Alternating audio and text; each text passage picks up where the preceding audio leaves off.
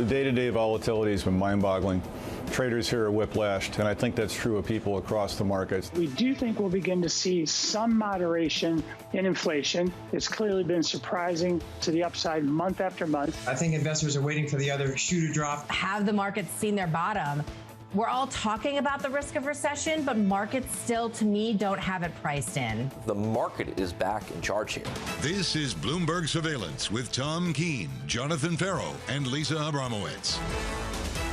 Live from New York City for our audience worldwide. Good morning, good morning. This is Bloomberg Surveillance on TV and radio alongside Tom Keene and Lisa Abramowicz. I'm Jonathan Ferro. Equity futures negative TK by 0.4% today.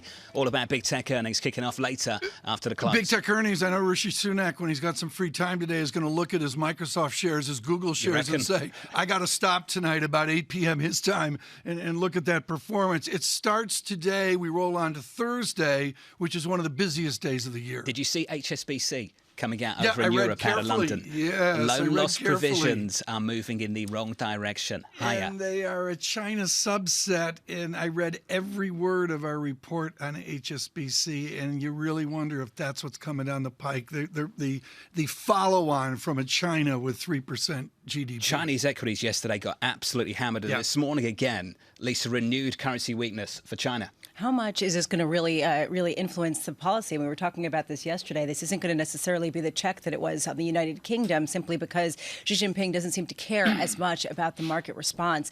Still, I do wonder what businesses are going to do. I mean, does HSBC continue to double down in China, or do an increasing number of companies start moving away because it just isn't necessarily economically sound? A TK 736.40. What do you make of that? Dollar CNH right now, 736.40. Just brought it up, and it's well outside 2 standard deviations. Let's review this. Is it fixed? Is it floating? No, the currency is managed around a band. And right now, we are definitely unmanaged on the Chinese currency. I'm going to go, John, right now to a log axis here. In real time. On China. In real time. You can do that in the Bloomberg terminal. Beautiful. And there's convexity in China. There's an acceleration here of yuan weakness. Are we selling terminals today? We're selling terminals today. Good That's to know. What we're doing. Let's get to the price action this morning. Mike, good morning to you, and good morning to the sales team here at Bloomberg as well. Equity futures look like this on the S&P 500. Big tech reporting a little bit later after the close. Futures negative 0.4% on the S&P. We're down about 15 points. Yields lower by 5 or 6 basis points, 418.37. The euro still stuck beneath parity, 98.65, negative 0.1%. And in a moment, Tom, we'll catch up with Jordan Rochester.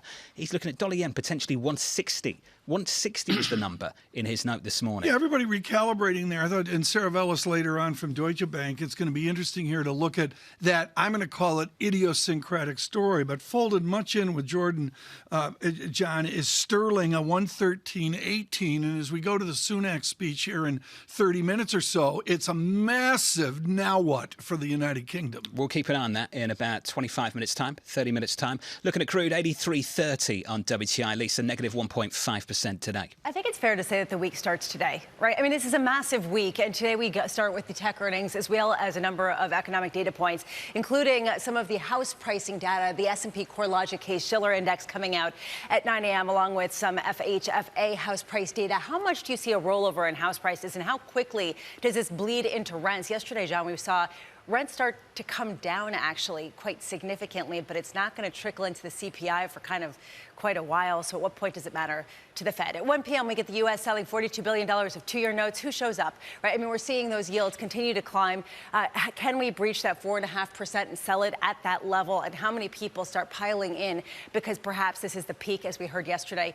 Some are speculating. And today, the earnings after the bell include Microsoft and Alphabet. Microsoft is expected to see the slowest growth in sales going back to 2017. Alphabet, I'm arguably more interested in, John, because that's the advertising tell, right? That's the Snap other side of the story. Are we seeing advertisers start to pull back? Could that be a sign of some kind of broader trend in the economy? Elisa, thank you. Looking for the earnings a little bit later. Getting earnings right now on UPS. Here are some of the numbers for you. Revenue in line. EPS a beat, Tom, for the third quarter. 296 versus 265 year over year. The estimate was 285. Adjusted EPS coming in at 299. Reaffirming the outlook as well, Tom. Reaffirming the full year outlook this morning. And this is important, again, on a logistics basis, a national basis with Federal Express is, well, Julian Emanuel has his revenue model modeling right now up 8.8% revenue. That's that inflation-induced revenue growth you're seeing at corporations. That's a big number. Looking forward to GM a little bit later, Tom.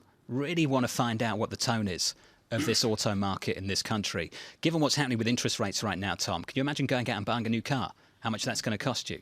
Well, I think the interest rate story is profound. Enda Curran with us later has a global story on what the interest rate impact is on central banks. The interest rate impact on that car is a 3-year depreciation, maybe a 4-year depreciation. And we haven't even talked, as Lisa just alluded to a 7% mortgage. What does that do in America? And for autos, what's it in the United Kingdom? I don't even know. It's a problem. For autos, though, specifically, I wonder if we go from undersupply to oversupply, just like that, in a space of 12 months. That's something UBS indicated potentially just a few weeks ago. We don't talk enough about it, but this is the David Rosenberg theory. There is a camp with Mr. Rosenberg of Toronto that you're going to see a rapid path to disinflation. We saw that not once, John, but twice, 1947 to 1953. Stochastic, up you go, inflation, gloom, down you go. Looking forward to those numbers a little bit later this morning, and Matt Miller's going to catch up with the CEO of GM later on in this programme. We're going to catch up with Jordan Rochester now, the G10 FX strategist over at Nomura. And Jordan, I teased it a little bit earlier, a few minutes ago. Let's go there. I saw the number 160 and dollar-yen next to it in your note. Walk us through it.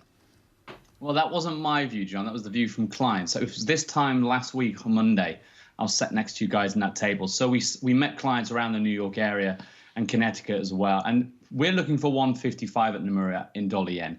I think after this Bank of Japan intervention, what you've clearly seen over the past, let's say, 12 hours is extreme lack of volatility now. We're in a 40-pip range, where the previous 2 weeks we've been a big vol higher in terms of that march up to nearly 152, then that near 6 yen swing down on that intervention on Friday, done during New York hours when liquidity was very thin, and just after that Wall Street Journal article talking about the Fed becoming perhaps a bit more dovish in terms of when they will slow down rate hikes. So I think we've had some temporary setbacks for that long dollar-yen trade. But the fundamentals are still pretty clear, John, that the US interest rates are rising, the Japanese are not. That is your long dollar-yen carry trade. But for me, on the fundamental side, from the trade side, the dollar-yen is likely to keep rising from Japanese importers this winter, going out and buying LNG, buying coal, buying oil. Even though energy prices are cooling down, seasonally as we get into winter, those purchases of LNG should accelerate, pushing dollar-yen higher towards 155. Jordan, I've had the honor of a formal tea at the Bank of Japan with all the pomp and circumstance. It's different than the Fed folks. At the Fed, you're over at Starbucks and you're paying for it. That's how they do it in America. Jordan, give us an insight on the debate at the Bank of Japan. Is it Kuroda-san only? Or is there actually a debate there like there is at BOE or at Fed?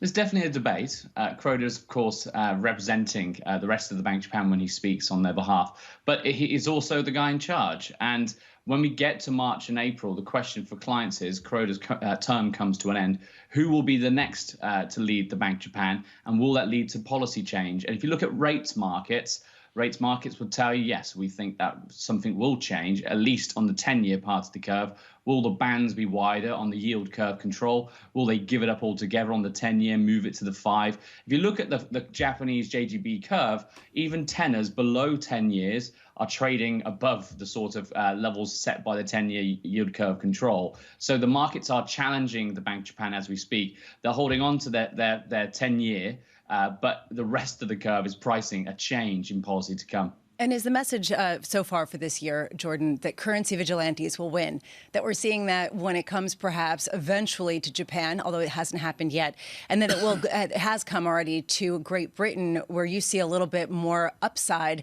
at least versus where you used to with the pound? Indeed. Well, for the yen, it used to be everyone's risk-off hedge of choice. The only clients I've met who are long the yen are using it in their portfolio as their potential risk-off in case we get dollar weakness. And as you've seen over this past year, that just hasn't worked. The fundamentals really did change for the yen compared to the global financial crash. The carry trade still drives the pair. It does track US yields quite well.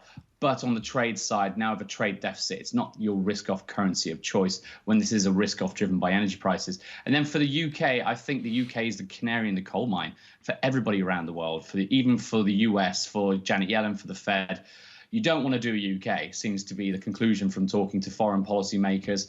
When it comes to budgetary constraints, don't push it. And also when it comes to interest rates, don't suddenly get dovish and allow inflation to run hot. I know we were just talking about the previous section, used car prices. I think they will continue to fall, perhaps quite aggressively. But labour markets are really tight, and the risk now is the second round effects for services. And that's a lot harder to tame that inflation dragon. So I think for the time being, the Fed's going to do 75, then they'll do 75 again, then slow down into the new year. That Wall Street Journal talking about the idea of perhaps slowing down to 50s come December.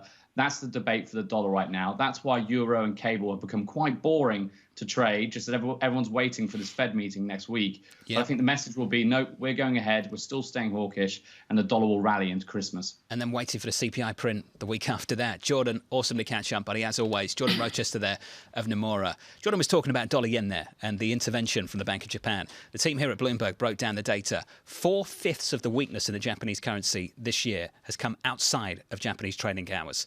And that's why the intervention from the BOJ, Tom, is coming, guess what? Outside of Japanese trading hours. It's just completely clumsy, and it comes back to core theory. And I guess some people can support their core theory, but most people are saying, you got to be kidding me. One thing Jordan mentioned there that's absolutely critical is everyone's looking at liquidity within the system, using United Kingdom as the example, and the FRA OIS, much akin to LIBOR OIS of another time in place, is spiking up and is right at the moving average from the pandemic level. Jordan said FX has got boring. Ramo, boring? No, I don't think that anyone's going to accuse it of being boring. Dollar. Maybe it's boring now relative to what we've seen over the last few months, in fact, the whole of this year. Coming up, Jean Bavin of BlackRock. Looking forward to catching up with him in the next hour. A comment from him on the midterms and the importance of it in about an hour from now. Looking forward to that conversation. Live from New York City this morning. Good morning. This is Bloomberg. Keeping you up to date with news from around the world with The First Word, I'm Lisa Mateo. In the UK, Rishi Sunak spent the summer predicting that Liz Truss would trash the UK with her plans if she became prime minister. Well, now his prize for being right is a chance to fix the damage Truss caused. Sunak will meet King Charles III today to formally replace Truss. It's a rapid turnaround for Sunak, who lost to Truss in the race for the job. Bloomberg has learned that Adidas plans to end its partnership with Kanye West. In recent weeks, the rapper and designer has made controversial statements, including anti-Semitic posts on social media. That's turned his Yeezy line into a lightning rod for criticism. It's estimated the brand has accounted for up to 8% of Adidas' sales. The U.S. won't change its stance toward China as a result of Xi Jinping seizing more power. Advisors are still trying to set up a meeting between President Biden and the Chinese leader.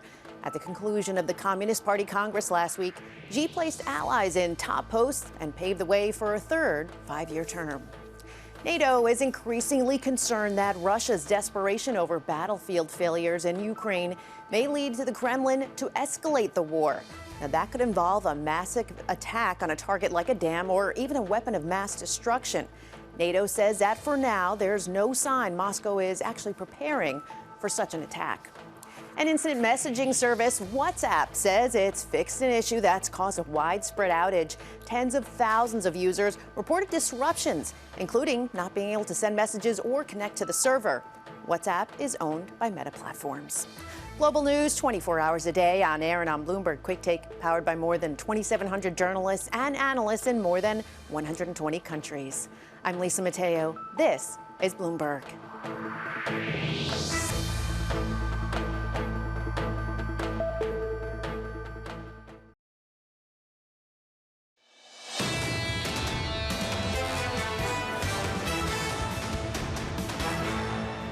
I can't think of a more consequential election that I've been involved in, and we've been involved in. You know, whether we maintain control of the Senate and the House is a big deal. And so far, we're running against the tide, and we're beating the tide. 2 weeks away from the midterms, the President of the United States. Live from New York City, here's the price action this morning, and good morning to you. Your equity market slightly negative on the S&P 500, coming off the back of a big day of gains on the S&P. A day of gains of more than 1 full percentage point to kick off the trading week. We're down about 0.5% this Tuesday morning. Yields are lower by 6 basis points, 417.95 on a 10-year. Euro dollar negative 0.1%, 98.67. And before we get deep into US politics, UK politics, in about 15 minutes from now, Tom, Tom, we should hear from the new Prime Minister, alone. Rishi Sunak. The play here is he won't be surrounded by supporters of that. It will As be far as I understand. solitary and alone. What's A your take on this direct moment, address. John? On this particular moment, This I think moment, it's going to be 3 prime very, ministers and 3 cups of coffee. very difficult to implement austerity in a cost of living crisis in many places around the world. Interesting. Well, we'll talk a lot about this. Lizzie Burden, I know. Lizzie's at 10 Downing Street. I Do believe have we're that catching right? up with Lizzie in about Okay. 10 minutes, yeah. Very good. Right now, we will catch up with Anne-Marie Horton in Washington. We are 2 weeks away. It is Tuesday. 2 weeks away from an election. Anne-Marie, I got 18 ways to go here as the political elites go back and forth. And what I sense out here is a measure of apathy. Give us your summary of what turnout looks like and the character of apathy in both parties. We look at a lot of the polls, and you could see that more than 50%, and a lot of them say that they intend to go out to vote. They want to go out to vote. When you think about apathy, there does seem to be a sense from voters that there is this frustration when it comes to the economy right now, and that continues to show up in every single poll across the board, whether it's a question on the economy or inflation. Those are the top priorities. The issue is there's not a lot the government can do to fix that right away, right? The Democrats constantly say this is a global issue. That is true. They try to back away from some of the legislative measures they took that maybe the Republicans say added to inflation. But overall, the world is dealing with inflation. And this is something that is difficult for the current administration to try to defend, even though they are doing that. But when you think of apathy, that's where it's coming from. How can the government impact my life? And this is what I'm struggling with. And across the board, it's gas prices, it's grocery bills, and it's paying for housing and rent. Do the candidates and the political experts, do they trust the polls? It's a great question. A lot of people say you cannot trust the polls. President Biden yesterday, speaking at the DNC headquarters, says you cannot trust the polls because the polls have been wrong before. You were just talking about Rishi Sunak. The polls were wrong in the United Kingdom during Brexit. The polls have been wrong here in the United States. But at the moment, what you are seeing, and what is typical, especially for midterm elections, is that the polls they're getting closer and they're getting more narrow as we head into, the final 14 days. We should also note that a lot of people have already even voted, right? There's been early voting for weeks in this country. It's been really difficult to balance the domestic and the international, Anne-Marie, but the international has really hung over everything when it comes to the domestic politics. How much, what do you make of the fact that certain Democrats are pressuring President Biden to speak with Vladimir Putin at this tenuous moment 2 weeks ahead of the election? It's an interesting moment because we also heard similar rhetoric regarding Ukraine from the Republicans. Last week, Kevin McCarthy, the Republican leader of the House, likely will be the next Speaker of the House if there is going to be a red wave in terms of the House, talking about there's not going to be a blank check for Ukraine, that there's not just going to be this constant funding for Ukraine while people are dealing with kitchen table issues every day and potentially going into a recession. Now you have progressives saying maybe we should start negotiating with Russia to make sure that there is a diplomatic path forward for Ukraine. The White House is saying there is not going to be any negotiations with Russia unless that is what Ukraine wants. They constantly say nothing about Ukraine without Ukraine. We should note that the progressives did come out and say we are not against what the Biden administration is doing, but they do want this path forward in terms of diplomacy. And that's as a number of issues are mounting on. What I'm looking forward to is in December, when there potentially needs to be more spending, whether it's military, financial, humanitarian aid, that the Biden administration is likely going to push for Ukraine. Is there going to be more pushback, not just from these Republicans, but also within their own party? How much of this is also being driven just by the inflationary outlook and what's going to happen with gas prices heading into the winter? It's a great question because, Lisa, what's coming up December 5th?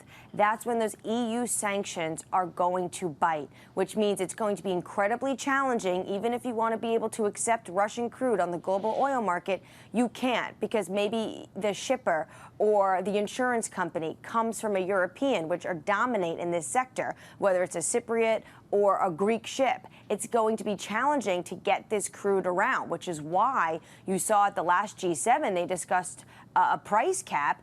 That at this moment is a very contentious issue, because if they cannot get this price cap aboard and allow this Russian crude to flow, that means that this Russian crude is likely going to only stay in Russia, and there could potentially be shut-ins, and that is just going to elevate this price at a very difficult time. Jonathan said it yesterday, though. What they have going for them right now in Europe and even in the United States is the fact that it's an incredibly warm out and potentially it's going to be a warm winter. MH, thank you, down in DC. Let's pick it up right there. Hardly being talked about. Gas prices in Europe are down by more than 70% from the August peak. TK down by more than 70%, and today down by a couple of tenths of 1%, but to see them back at 99. Is there why? Back at 99. They it's got warmer. supply. It's warmer and they've got It's the supply. weather. It's the weather and they've got the supply. They've got the storage up, to be specific. So they met their storage targets ahead of schedule. We broke those headlines along the way over the last couple of months. And then we started to hit some warmer weather as the cooler period started to click in, Tom. It's October. It's been a whole lot warmer. We barely started the Bear winter. in mind, Tom, that it can get pretty cold Yeah, in parts of Europe, even in October. So that's the good news so far, and we'll see if that continues. But certainly that's contributed to a lower gas price in Europe over the last month or so. Again, we mentioned Rosenberg earlier, and there's a whole school of thought here gaming out a sustained inflation, whatever the level is, whatever the country. And there's a lot of people saying the microeconomics of the system clicks in, and down you come to some form of disinflation that can surprise. Certainly, Tom, about a month ago, I think we were all tremendously concerned about industry getting shut down, rolling shutdowns throughout Europe, rolling blackouts throughout Europe. And Lisa, now maybe you can park that for a moment. I've got no idea if that starts to re-emerge as a conversation in the weeks to come. But still, we need to have a conversation about next winter and the winter after that, and whether they can repeat the trick of getting that storage up to capacity where they want it to be in about 12 months from now. So right now, one thing that I've been reading about is how there's almost a glut of natural gas in some of these storage units. So at what point do we start talking about how much of this has been priced into euro area valuations that have been completely beaten up? Gas prices right now, 98 handle in the Netherlands, Tom. That European benchmark. I mean, it's impressive. GE, the earnings aren't that good. We'll talk about that.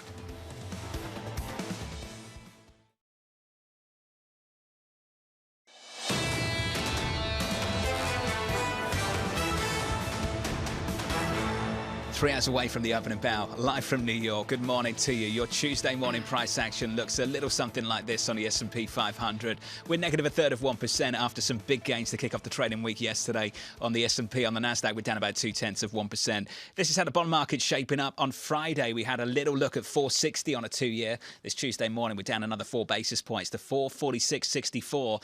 Let's stay on the front end and go over to the other side of the pond, to the UK. The gilt, the 2-year. The 2-year bond yield in the UK yesterday, down 37 basis biggest points. Ever? Biggest move in 30 years, I'm told, Tom. Yeah, biggest since Wellington. Big move lower, down another 4 basis points this morning. Rishi Sunak, the new Prime Minister, about to speak, Tom, in about 4 minutes' time. The attention then shifts from him, really, to the budget and then over to the Bank of England in about a week from now. Your thoughts on this, and John, I'm going to go to what we've done with Draghi at Davos and all. Is this guy a technocrat like Draghi, or is there something different here in the political equation? I think it would be wrong to call him a technocrat at this point, Tom. What's interesting to me, actually, at this point is whether the Chancellor is Jeremy Hunt and whether we actually get the budget in the way we thought we were going to get the budget at the end of this month and what that looks like. Do they go even further when it comes to spending cuts? Further austerity. Possibly, We're going to go sure. to Lizzie here, but John, one final question. Where does Mr. Gove fit into this? Who is Michael Gove and where does he fit into the formation? It's probably of a this question government? for Lizzie Burden and Rishi Sunak himself, Tom. You're reading this 24/7. I'm looking at GM right now, coming in with EPS at 225 and the estimate at 189. Yeah, pretty Third good. quarter GE adjusted was going EPS, the other yeah. way. But yeah, Mari Barra will join us later. Matthew Miller will be speaking to her. Let's do this right now. We need to go to 10 Downing Street. Lizzie Burden is there for this historic moment. There have been many moments. Lizzie, what will be the distinction today as he walks from the door to the podium versus when an optimistic Liz Truss walked to the podium weeks ago? What's the key distinction this morning? To me, the key distinction between Rishi Sunak and Liz Truss is that he is a pragmatist, and he has proved that throughout the pandemic. He was actually accused of being a socialist, so generous were his pandemic support programmes like the furlough scheme, and indeed he raised taxes to pay for healthcare, even though fundamentally he says that he's a tax cutter. And European leaders are going to be hoping that that pragmatism transposes to Brexit as well. But Rishi Sunak's really going to have to keep that in check on both taxes and Brexit if he wants to keep the Tory right on his side. And they're, along with the other MPs who've put him in power, not the party membership, not the public. And so that coalition's going to be fragile and crucial. Lizzie, I know a lot of people on this side of the Atlantic that just want to stop talking about the UK and British politics. Let's get through the next couple of weeks. Do we get a budget at the end of the month? And when the Bank of England meets, will they have a deeper understanding of how much spending cuts we'll actually get from this Prime Minister?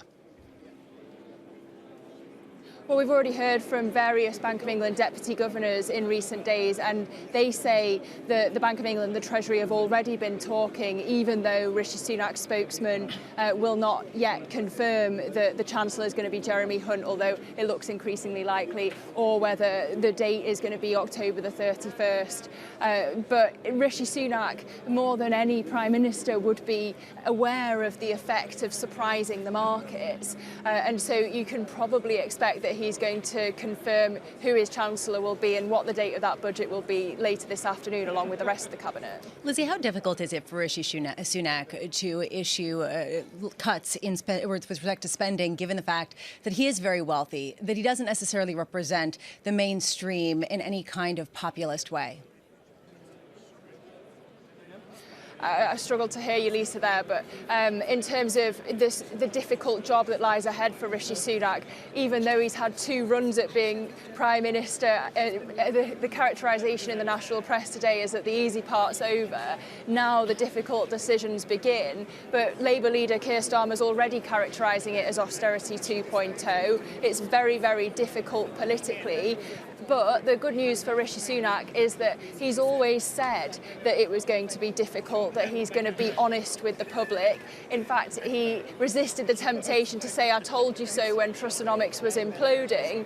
But he has laid the foundations to deliver these difficult decisions. The thing is, he's going to have a cabinet full of ministers who are going to want to bring back money to spend on their pet projects. And when he's got to hold this coalition together, he's not going to want to disappoint anyone.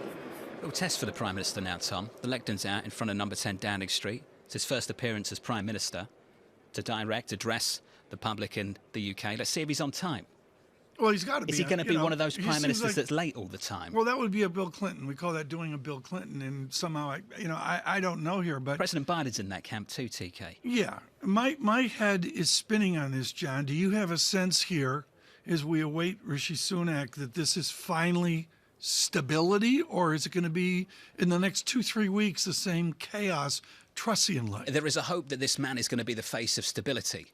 And Tom, I mentioned this, and it might sound snarky, but I think there's a hope for a lot of people in this market that after today, TK, we can stop talking about the UK. And what does he have to do? To Lizzie's point, we still need to work out who the Chancellor's going to be. We assume it's going to be Jeremy Hunt. If that's the case, OK. Then we need a deeper understanding of what the fiscal approach is going to be. And then it's on to the Bank of England. And you hope from there, Tom, we just get back to where we were and we can move on from all of this and move on from it quickly. The fact of the matter is, though, the British people, TK, won't move on from it quickly because this cost of living crisis that we're talking about worldwide at the moment is dominating the United Kingdom as well. Interest rates are going to have to go higher. Mortgage costs are getting more expensive. And the cost of living, Tom, is going in the wrong direction. Real rates are moving up there, and as we heard from Jordan Rochester, is the United Kingdom just out front of many other nations in the struggle. On Bloomberg Radio, we welcome you, a shot of 10 Downing Street with a different podium than the Truss podium, more stark, more corporate, I will editorialize. And off on the port side, we're on the starboard side, the right side of the door, as Mr. Sunak will come out, is Lawrence the cat with his back to the door because there's a rumor, will Mr. Sunak live at 10 Downing Street when you're that fancy? Oh, there we go. That was in the zeitgeist. How many Prime Ministers has that cat outlived, Tom, in the last few years? Lizzie, can I just come to you quickly before the Prime Minister walks out? What does the Governor of the Bank of England want to hear today? Yes, we talked about that. Don't worry, Matt. He wants the stability he's been promised. He wants to know who the Chancellor is and when this budget is going to be. And if he can confirm that it's Jeremy Hunt and it's October the 31st as expected, the markets will be happy and the Governor will be happy.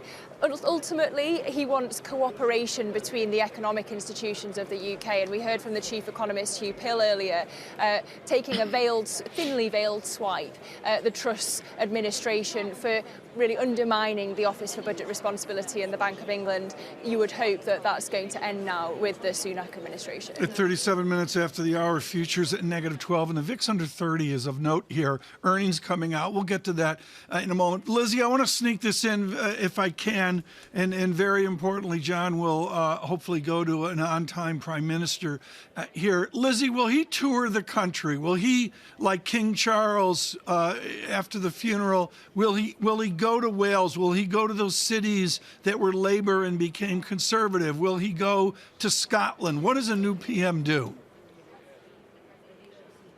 I'm sure he will, and his constituency, don't forget, is up north in Yorkshire. I think he might be the first Prime Minister from a Yorkshire constituency, correct me if I'm wrong. He obviously took over, you'll know this, Tom, from William Hague, but he's going to need to strengthen the union, because this chaos in the Tory party is only given Nicola Sturgeon, the leader of the Scottish National Party, confidence, and he's also going to have to charm the red wall seats that put Boris Johnson into office with such a landslide. At the moment, it looks like the Tories would be wiped off the electoral map when it comes to a general election. So his message has been unite or die. He's going to have to unite the country as well as the party. Unspoken, John, is he's a lad. He's 40-some years old. He's the youngest Prime Minister from 1812. It's an impressive stat, Tom. Way back. He's very close to... I don't think we've talked enough. He's a kid. I think only a few years younger than Tony Blair was when he became Prime Okay, Minister, thank you. But, you look at the gerontocracy that is American politics. In 42, it's like in Finland, in Estonia. This is... Could be Speaker Pelosi's child. I'm with you. Is that or where you're grandchild, going with this? is that where we're going? You went there, I didn't. Lizzie, we've talked a lot about this being a parliamentary democracy, that the leader of the Conservative Party needs to be able to govern the party within Parliament. Lizzie, let's talk about the party membership of the Conservatives. Is this their guy? No, but we wouldn't know, would we? Because it never got put to them. I'm sure many of the membership are annoyed about that, but it could have ended up being so divisive.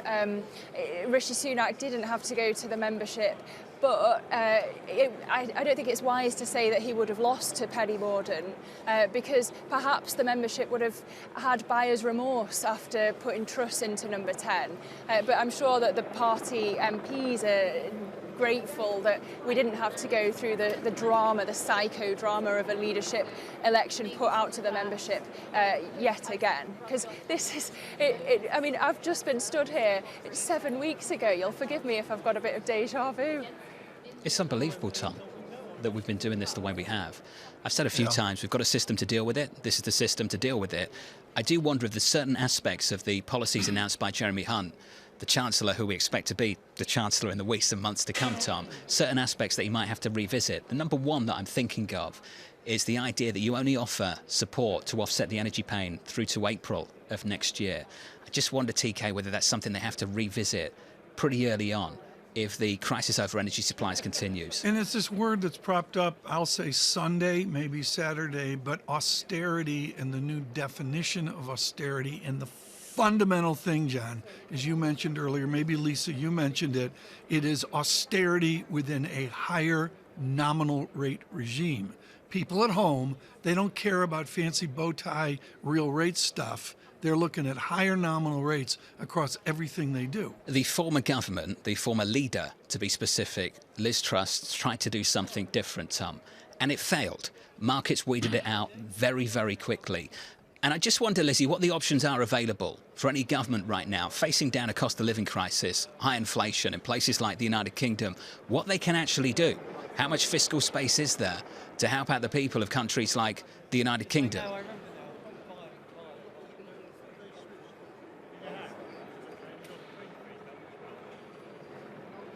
I believe we've lost Lizzie Burden outside number 10 Downing Street. Okay, let's go to Lawrence Sakat. You think Larry's got something to say on that? I'm sure he does.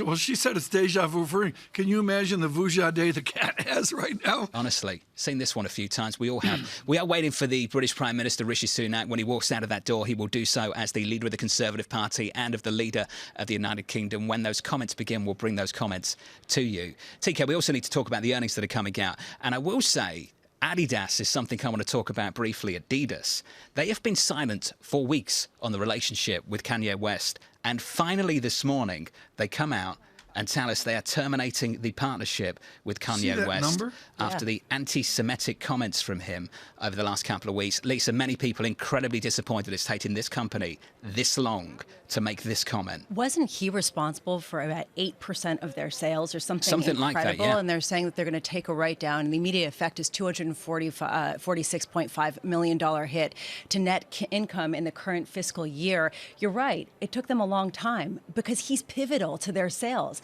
At what point does this become, though, a deal breaker given some of the recent shenanigans? Isn't that disappointing, though, for companies that preach all of this stuff about diversity and inclusion, that you get comments like that and they go silent for weeks because he's key to their sales?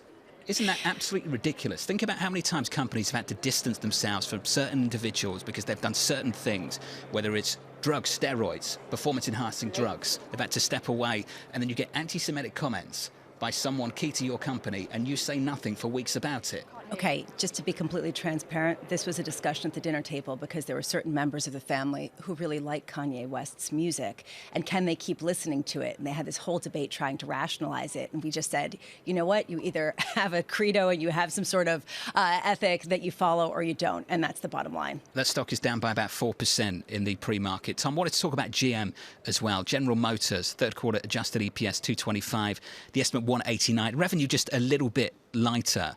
Nothing overly concerning in this, going into a conversation, an interview, Tom, with the leader of GM a little bit later in the next hour and 15 minutes or so.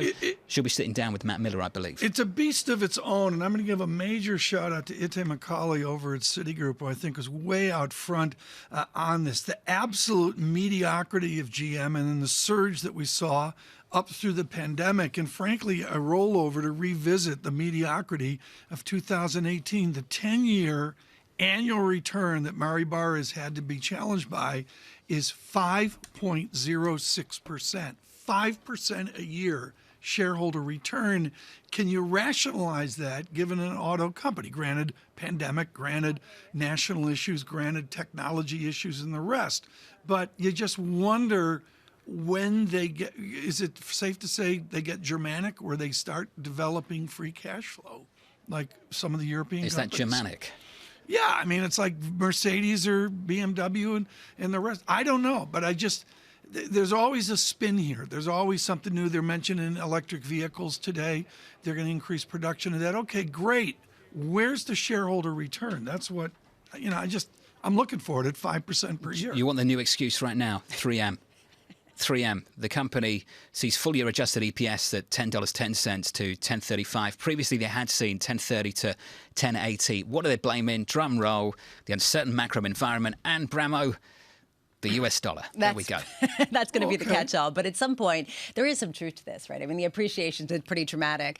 And how much are international companies from the U.S. really going to suffer as a result? But this is the second downgrade to its outlook so far this year for 3M. How many of these multinationals have to do that before there's some sort of bigger sense? And how much really visibility do we have about how long this is going to continue for, and really how much this has to do with the dollar? I mean, I can tell you're somewhat skeptical, John, about whether this is an excuse for something else.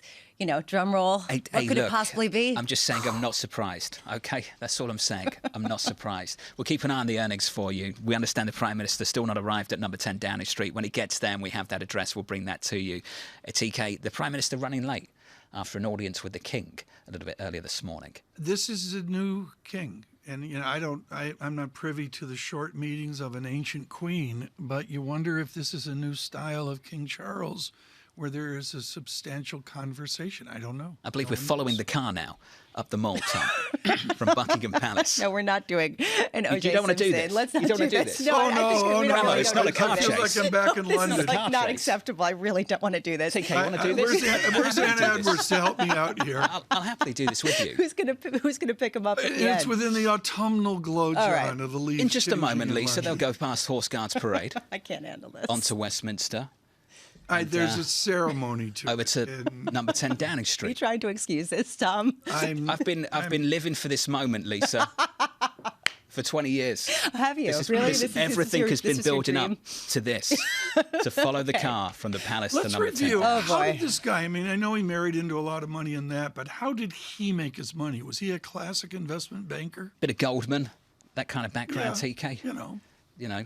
Made his own But money. he wasn't and then- like chief economist. Let's be clear. He was a deal maker. Well, but this is Right? the reason why it's going to be difficult for him to make some severe cuts to spending at a time of austerity, given his own largesse. I'm just wondering how that's going to play into this. But we've had huge, filthy rich people back centuries that have run things. I mean, is it uncommon to have somebody? I mean, granted, there's loaded and there's levels of loaded, but is it a so what that he's that wealthy and his family's that wealthy? Looks like they're just going past Trafalgar Square, Tom. What do you want him to do? Stop at Greg's? And I thought we weren't doing this. Pick up something. How about on the this? When the way. Prime Minister actually arrives at number 10 Downing Street, I'll bring those comments to you, TK. You want to carry on following the car? Oh, I think we're done I following don't the think car. we have a choice. Maybe there's some views of the buses are stopping, and of course here they promenade back to 10 Downing Street where Lizzie Burden is. I want to get back to earnings and to say the tech earnings today, and I think Lisa, you mentioned this in your brief. Google is the real first look at the future of digital advertising, which is a growing part of Amazon's business. And of course, there's others out there. And my problem is we conflate Google in with Snap, we conflate Google in with Facebook, and I think that's off the mark. And then get a little look at Microsoft after the close as well, Tom. Very Two important. big names. Then on to Thursday. Very, Keep very talking about important. Thursday. Thursday's huge. If you want to talk about tech, did you see the tech names in China yesterday? Absolutely hammered. Alibaba, Baidu, JD. Yeah, At one point yesterday, we're all down about 20%. Hammered. I did a fancy chart of Alibaba, and the plunged is the right word, John, but back to a long-term support line of where they've been for years. Did they go through to a crisis low? No, but they're certainly back to a support that speaks ill of the equity markets and the trust in the new regime. Let's touch base with Enda Curran on some of this, the Bloomberg Chief Asia economic correspondent. Enda, we saw the events over the weekend. We saw the fallout in this market. And let me tell you, in the FX market, Enda, it continues. Yeah, it does continue, at least with the currency, say. You can point to fundamentals there, John. The sell-off in the yuan was delayed. It's now clear that the authorities are allowing it to weaken. We're seeing it go back to levels both onshore and onshore that we haven't seen in some cases at all, in fact. Now, that does, of course, reflect a strong US dollar, but it does reflect what's going on in China. Sentiment is very negative and turning even more negative post-Congress. There's no sign of a pivot on COVID-0, no sign of a pivot on the real estate story either. So that's what's happening. The equity story is a bit more Enda, I've got to jump in. The Prime complicated. Minister of the United Kingdom, Rishi Sunak, addressing the British people. Let's take a listen. I've just been to Buckingham Palace and accepted His Majesty the King's invitation to form a government in his name. It is only right to explain why I'm standing here as your new Prime Minister. Right now, our country is facing a profound economic crisis. The aftermath of COVID still lingers. Putin's war in Ukraine has destabilized energy markets and supply chains the world over. I want to pay tribute to my predecessor, Liz Truss. She was not wrong to want to improve growth in this country. It is a noble aim. And I admired her restlessness to create change. But some mistakes were made. Not born of ill will or bad intentions. Quite the opposite, in fact. But mistakes nonetheless. And I have been elected as leader of my party and your Prime Minister, in part, to fix them. And that work begins immediately. I will place economic stability and confidence at the heart of this government's agenda. This will mean difficult decisions to come. But you saw me during COVID doing everything I could to protect people and businesses with schemes like furlough. There are always limits, more so now than ever. But I promise you this, I will bring that same compassion to the challenges we face today.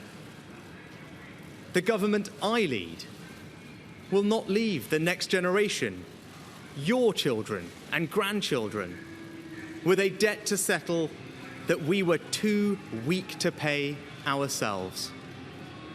I will unite our country, not with words, but with action. I will work day in and day out to deliver for you. This government will have integrity, professionalism, and accountability at every level. Trust is earned, and I will earn yours.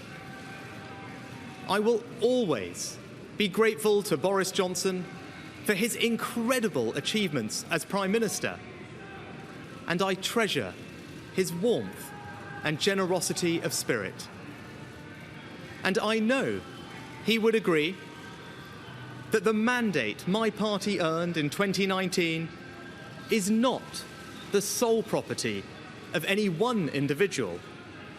It is a mandate that belongs to and unites all of us. And the heart of that mandate is our manifesto. I will deliver on its promise.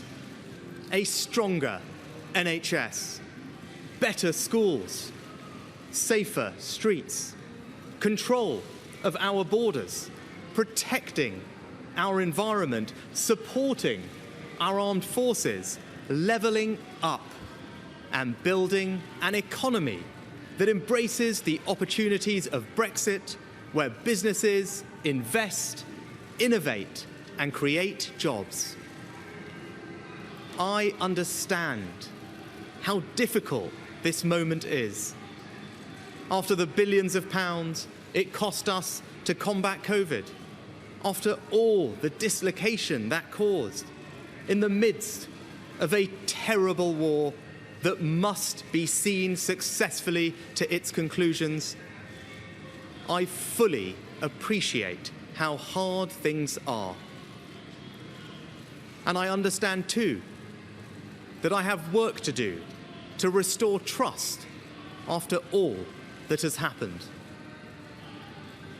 All I can say is that I am not daunted.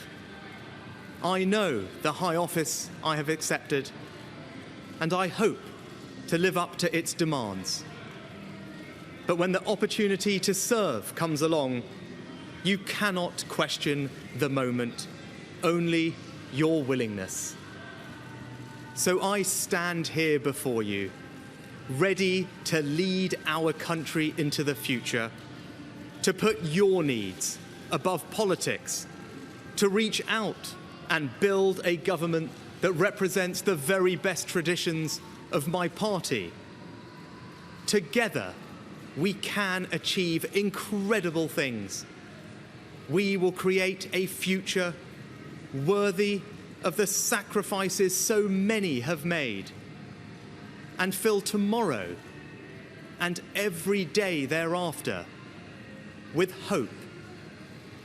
Thank you.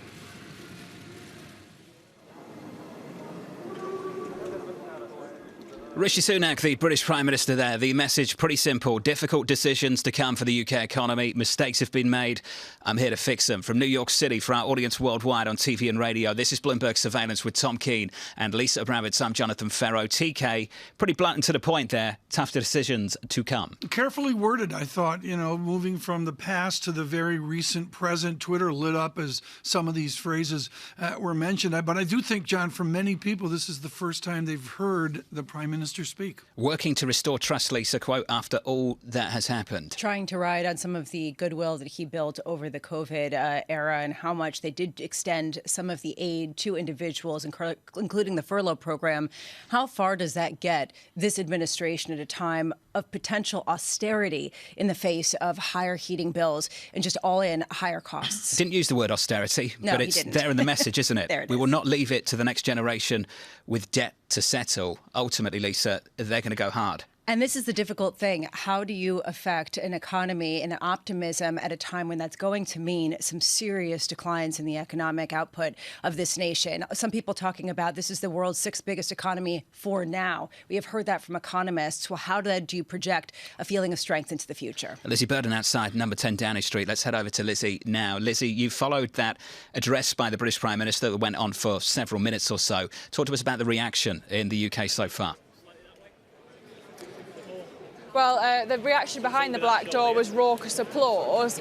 Really, Rishi Sunak was trying to push hard on the reset button there. He did pay tribute to Boris Johnson and Liz Truss, but brutally, very clearly, he said that under Truss, mistakes were made.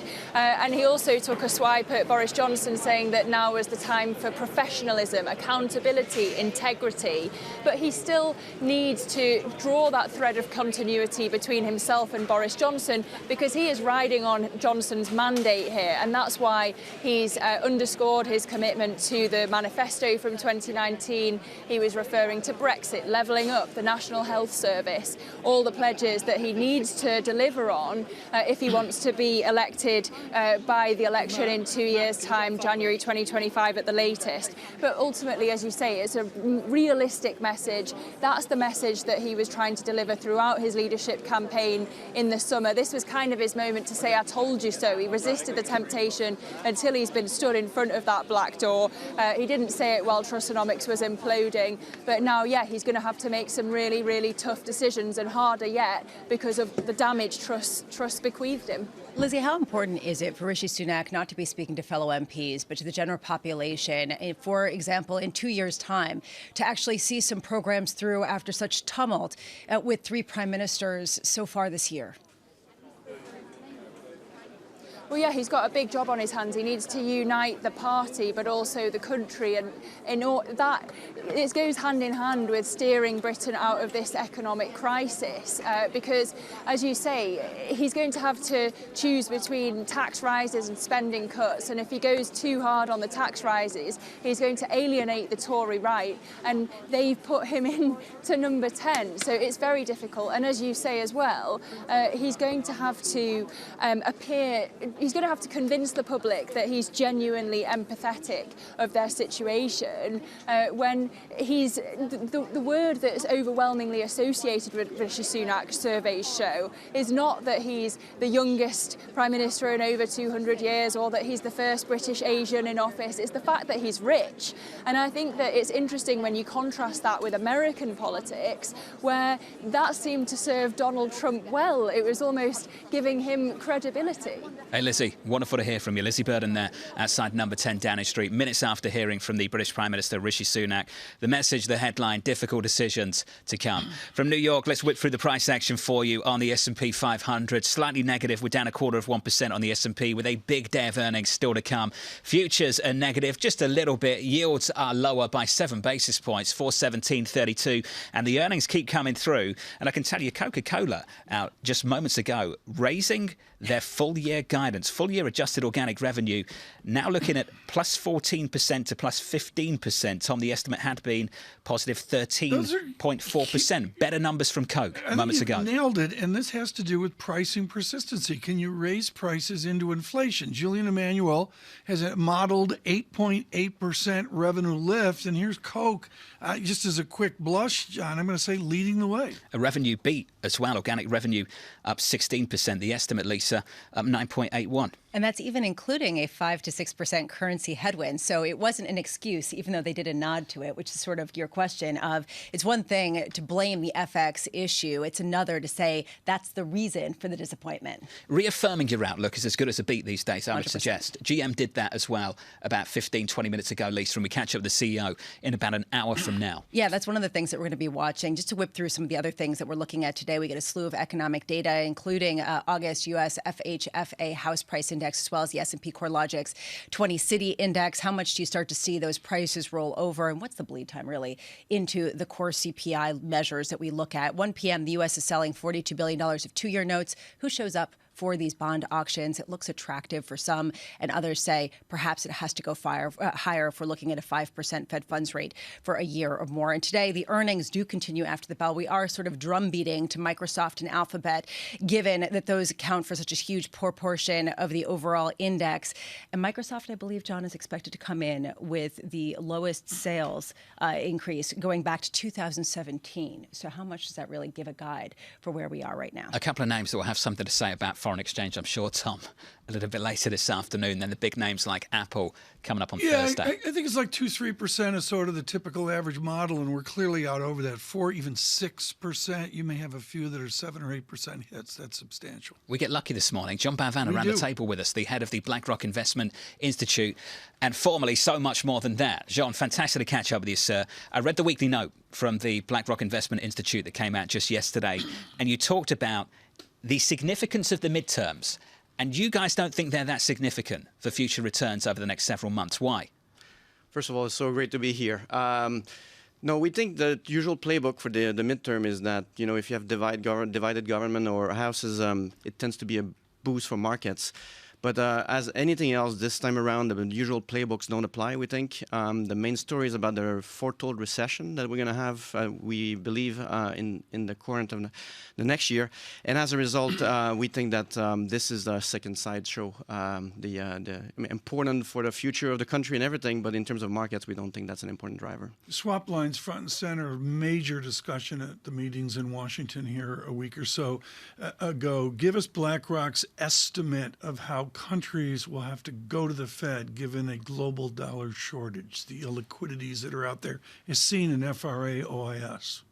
Yeah, the important thing is here we're seeing like the most rapid tightening of financial condition in a generation, in a very long time. We haven't seen really the cracks yet appear in the system. It's remarkable to see all the strengthening of the U.S. dollar we've seen without like the knock-on effect or cracks we would have seen in other circumstances. I think that creates a level of anxiety that was really clear at the IMF. A lot of conversations about how we shore up the system in that context. Swap line will be a key tool potentially in that environment. But I think so far what is really surprising is that it's been very stable despite what would otherwise. From your academics at Princeton, in your work with the Bank of Canada, if we believe it's nonlinear as we disinflate, do you think we can succeed at that with stability, or are there going to be instabilities? Witnessed with Damien Sassower yesterday, we looked at a Columbia piece going from 98 down to 63 on the price of bond. That's a crack. I think it's very hard to see something that's going to be smooth landing in any way. That's true for the economy. That's true for the financial market in this context. That's why, we think we're on a clear path towards over-tightening of monetary policy. But it's going to be very rocky. We are underweight equities, as bearish as we've ever been, I guess, in terms of broad risk-taking at this moment. At some point, that's going to change, but the reason is really because that tightening is it could be nonlinear, as you say, and we haven't seen really crack. I think the UK we've seen over the last month is like an accelerated peak in the future, and I think that's what we need to guard against. Jean, if you believe in a hard landing, why not buy treasuries here? That's a great question, and that's another aspect of the current environment where the typical playbook, might not be applying. We don't think it's going to apply.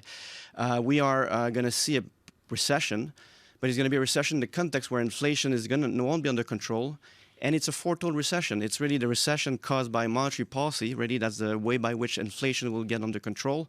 And as a result, when we get to that recession, you won't see the typical reaction of yields falling and bonds playing their safety role. So the typical playbook of go find refuge in bonds in this recession, I think, won't apply. Is this part of the reason why perhaps the stability that you talked about, the surprising resilience of markets, is almost a headwind to them because it won't necessarily stop the rising rate environment? It won't necessarily change where we are in a wholesale value. How high can yields go and stay for a prolonged period of time before something breaks in the financial system? So in our estimates, like if we go to 5%, as now we kind of assume for early next year, this is a world where we're going to see a very significant slowdown of activity, decline in activity. So that's 2%, we think, as a minimum of GDP. It's 3 million jobs that would need to be lost in that context. That's so in a world where 5% is sustained. And I think in a world like this, the financial system, leveraged as it is, will start to see some response, and that's the so 5% is where we're heading. We don't think we can go much further than that. That's why over the course of the first half of next year, we're going to see central banks having forced into some pause before they can go further. Jean, you said recession foretold. I'm interested by that phrase. You've also talked about the appropriate time horizon to bring inflation back to target. And I think you've conveyed your disappointment that central banks aren't having that discussion a whole lot more. Does it have to be this way?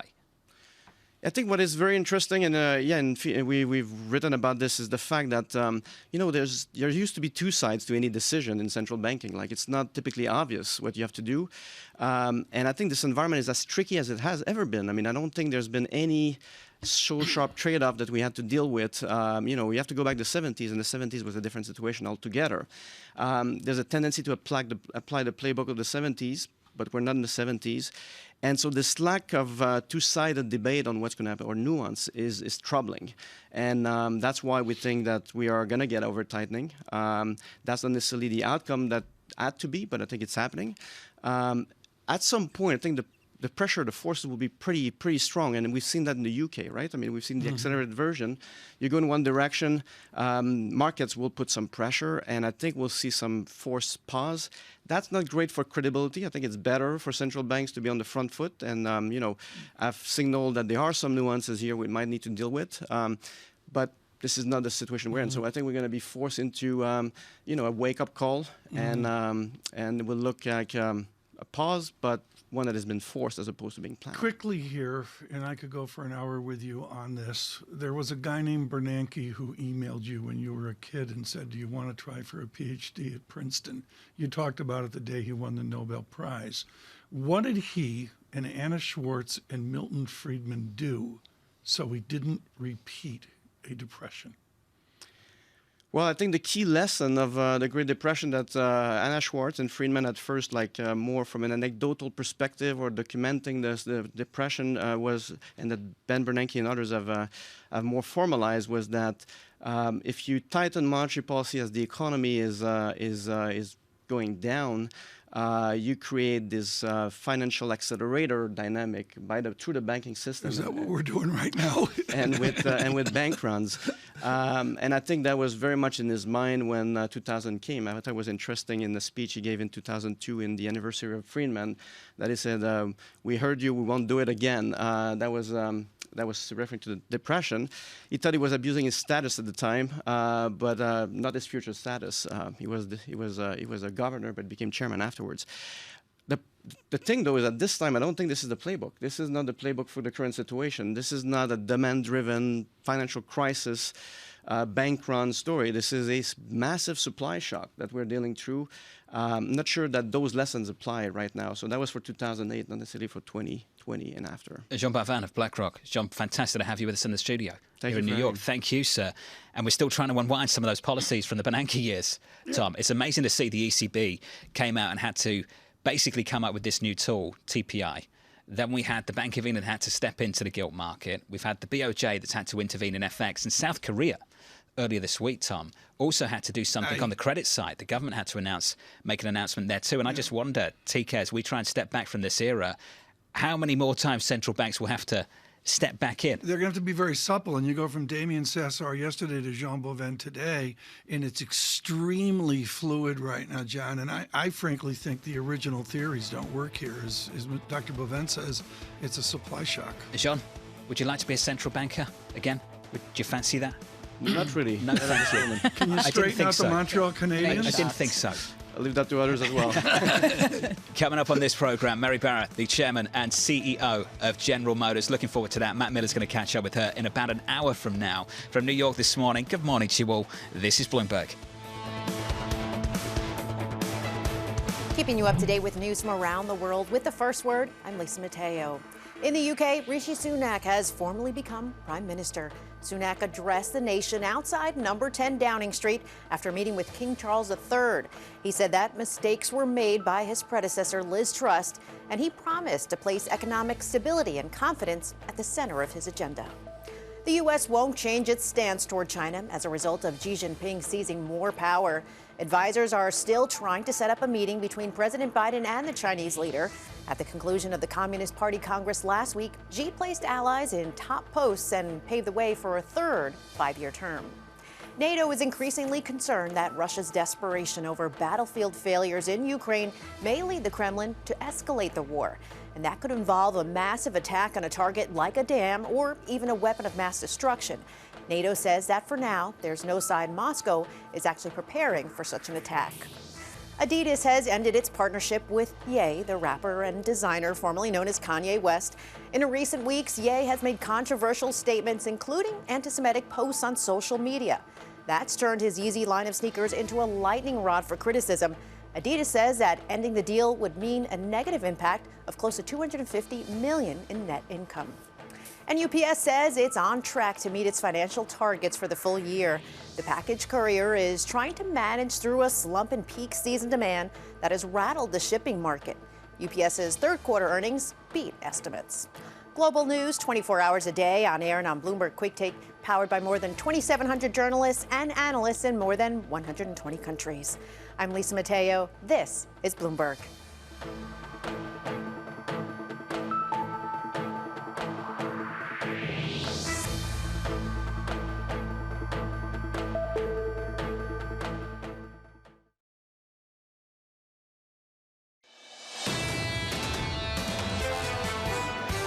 They'll take a pause at one point. Conditions around the world to tighten. It's rational to take a pause because any 3 months doesn't matter that much. But American consumers, eventually the excess money they have is running out. That'll probably happen sometime mid-year next year. And then we'll know more about what's going on with oil and gas prices and all that kind of thing. Jamie Dimon, the JP Morgan CEO, live from New York. Good morning to you. The price action looks like this going into the opening bell. Equity futures slightly negative through much of this morning. We stayed there. We're down a third of 1%. Yields are lower by 7 basis points on a 10-year, 417.32 in the FX market. Euro dollar, slightly weaker euro in the mix here. Negative 0.16% on that currency pair, 98.58. I can tell you, the Italian Prime Minister used her first speech this morning, guys, to lawmakers in Italy to absolutely slam the ECB. How much of this are we going to see across Europe and across the United States as well? Isn't the answer it's a mystery? We don't know. For the Federal Reserve, we've seen it from Senator Sanders and Senator Warren. You imagine we'll see it a whole lot more if the economy starts to roll over and unemployment starts to climb. In the elections as well. And this is what Prime Minister Maloney had to say, Tom. The decision to raise borrowing costs, quote, is considered by many to be a rash choice, which runs the risk of impacting banking credit to families and businesses. And Lisa, she went on and she went on. And how much of this is driven by that anger that austerity was really placed on Italy, was placed on Greece, was placed on some of these nations by the ECB, by the European region, at a time when Germany is kind of front-running some of these issues. I mean, how much is that part of what's fueling some of the additional anger toward these policies? TK, we're going to see a lot more of this, I think. I think it's fair to say. And again, a chart, it's not my chart of the year, but close here is the measurement of the Bloomberg financial conditions in Europe is an absolute outlier. Can't say enough how restrictive their stance is, given the mathematics. Some of those comments indices. here on bond buying as well. Here's the quote for you. That is compounded by the decision already made by the central bank to end, beginning on July 1, 2022, the programme to buy back bonds on the open market, which creates further difficulties for member states that have elevated public debt. Well, we will see. And, of course, Thursday's ECB, right, John? It is. Very Looking good. for 75 from the ECB. Yeah, well, an easy 75 is then what after that? After that is after the midterm elections. Anne-Marie Horton joins us again, our Bloomberg Washington correspondent. Anne-Marie, at the White House, and I guess the basic idea as a president yesterday giving pep talks and that. What does a president of the United States do in the next 2 weeks? Well, he's going to do his best to try to rally Democrats to get out and vote, try to rally independents to make sure they're reaching out as well to the youth vote, which was critical in the presidential election. But also, Tom, you have to think he will only go campaign, of course, if those candidates want him alongside him. You have very different views from some of these candidates that are really running in some of these tight races and critical races, like John Fetterman in Pennsylvania has really embraced President Biden. But then, of course, you have the Democratic Senate candidate in Ohio that has wanted to keep a very large, wide distance from the president, and actually looking at outreach to other members of his party, like Senator Manchin. So the president is obviously going to walk that line, but he's going to continue to tout, and he said this a few times yesterday, that the Democrats are fiscally responsible and that what the Republicans want to do are MAGA trickle down. This is a line that he continues to say, and I imagine the next 14 days that'll only ramp up. And it goes to the apathy we talked about in the last hour. What does the turnout look right now? I mean, I'm going to editorialize in the presidential election. Mr. Trump got more votes than he got the last time around, but nevertheless, there was this huge turnout for President Biden. Do you expect the same kind of dynamics again? Well, midterms obviously have less of a turnout for presidential elections, but at the same time, you do have really important issues that are coming up on every single poll that may force people to want to get out to vote. And obviously, that is going to be the economy. That is inflation. We don't know what turnout will end up being until the very end. Tom, you made a great point in the last hour that do people even trust the polls? What we saw from the presidential election with former President Donald Trump, and then, of course, candidate Hillary Clinton, that the polls really got that wrong. A lot of this has to do with the fact that there is potentially a bias, that Democrats are more honest in polls, and some Republicans actually shy away. But we already have voting underway, and there should be a robust turnout. A lot of that also depends on a state of play of that election day. The weather and things like that can affect whether or not people are going to go out and actually vote. And Marie, to John's point earlier, how much is the Federal Reserve becoming part of the electoral conversation in terms of them going too fast, too far, and torpedoing the economy? I think for us in the financial markets and the individuals we talk to, it's incredibly important. I think for everyday Americans, it's not so much the Fed, but what the Fed is doing that is impacting their everyday lives. So what does this mean for their mortgage rates? Is it actually taming inflation, having an impact on energy prices, a potential other prices going up, consumer prices like groceries and rent? But also the fact that does this mean if they're going too fast, are they going to be blaming the Fed or, like many do, blame the current administration if we do end up in a recession, which if you look at Bloomberg Economics' latest projections, it is 100%. It is basically we will be in a recession effectively at some point in the next 12 months. AMH, down in DC. Anne-Marie, thank you. We basically heard that from Jean Bavin moments ago of BlackRock on this programme. In this hour, 15 minutes ago, Tom? He basically said the same thing about next year. The recession is already baked in. That's what you're going to get. Well, or at least a slowdown. Do we need a recession? I mean, I've always been in the camp, John, if you have 1% GDP, that's not good enough for a huge body of Americans. I don't need an NBER recession. What I have here is Dr. Bovin mentioned, is a massively restrictive set of central banks guessing into an economic slowdown. This is their goal, to engineer the slowdown. Isn't that the problem? Politically speaking, to Lisa's question. But the price is to debt. I mean, the Columbia piece yesterday, I'm looking at the 10-year United Kingdom piece here now, and it's basically back 13 years. I mean, it's a whole Disney. It's a whole new world. Lisa, there's been some big losses in this market, and to pick up on the Disney and the fairy tales, it's been Alice in Wonderland markets for a long, long time. and we're trying to step back from that, and it comes with pain. Well, and this, to your point, Tom, you said that there's so much pain in the bond market, and yet Jean Bovin is not buying treasuries yet. He sees yields going even higher because we still have this inflationary kind of push. Where are we on the Fed? 5%? Are we still at a 5% yes, level? Citigroup's Andrew Hollenhorst just put this out, saying that home price data is going to show you do see a decline in housing prices, but the wage data that we get on Friday could show upward pressure on inflation from wages, indicating that wage spiral. So this is the sort of push-pull of where we are in inflation right now. Can you make the argument that we've priced in the bulk of a rate hiking cycle?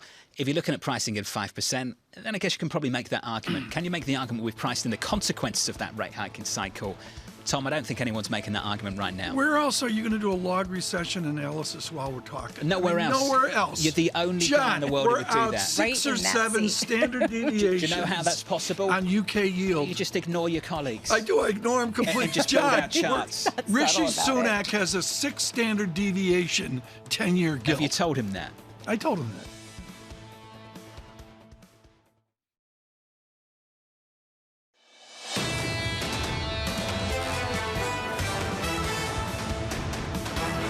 Live from New York City is the price action this Tuesday morning. Good morning to you. Futures negative, a little more than 1/10%.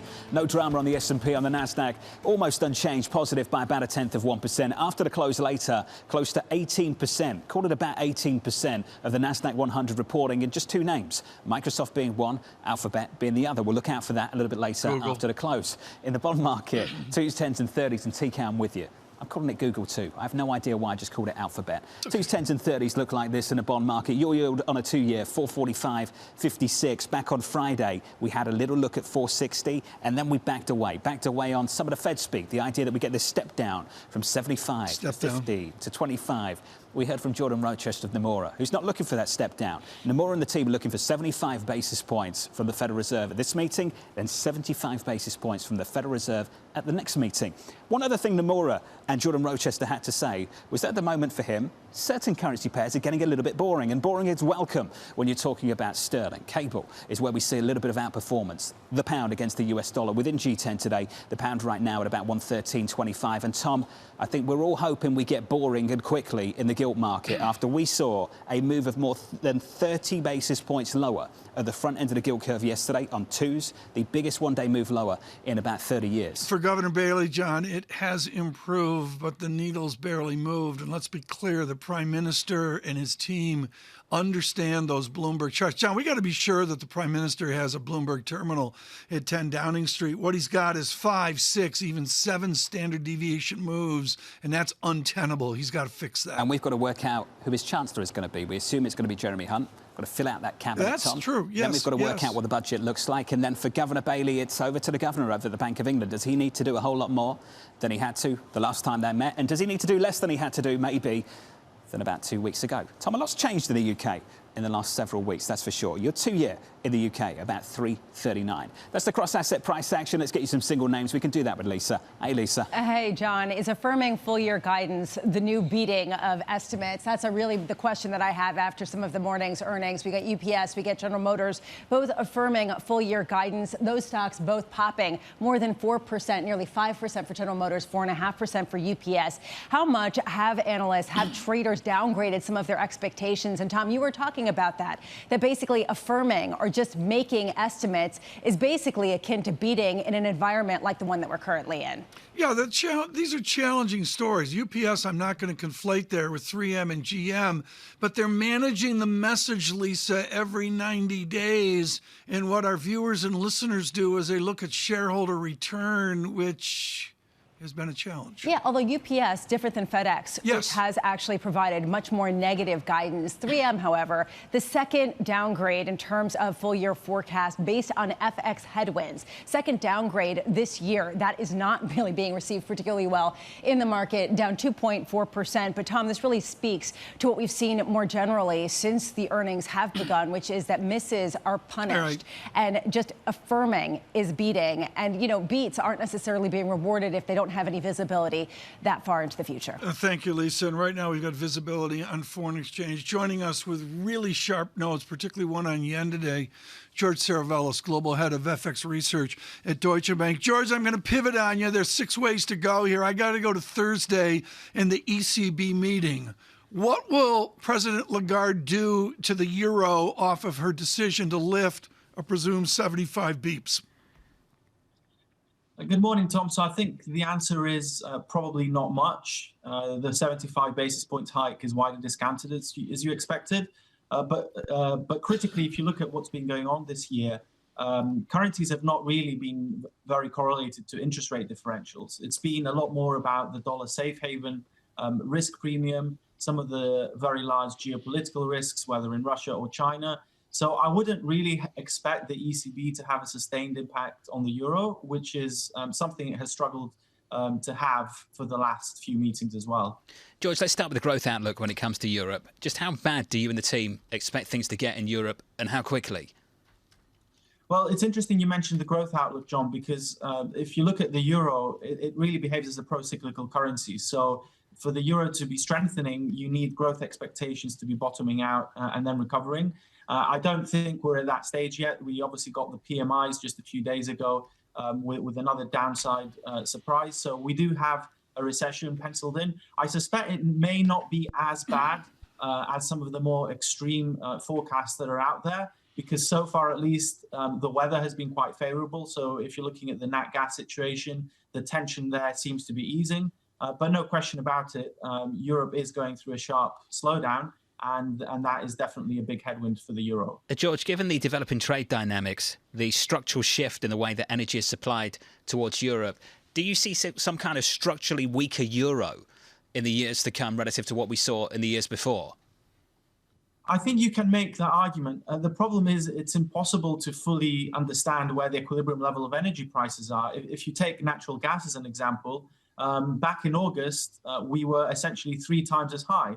If you plug in the energy prices at the moment in terms of what it means for the external accounts, the deficit is going to be half where it was in terms of peak. So I think there's still huge uncertainty in terms of the equilibrium level of oil and, more importantly, nat gas prices. But if they stay as elevated or go back to where they were during the August-September period, we would be talking about a structurally weaker level of the euro for sure. Although, to build on what John was saying, we've seen a lot of turmoil in China as well. And China has a bigger play on the German economy, the biggest economy in the euro region. And we're seeing foreign flows just flood out of that nation now at a record pace. How much does that feed into this feeling that structurally the euro will be weaker and that this will lead to weaker growth in the euro region now and in 3 years from now?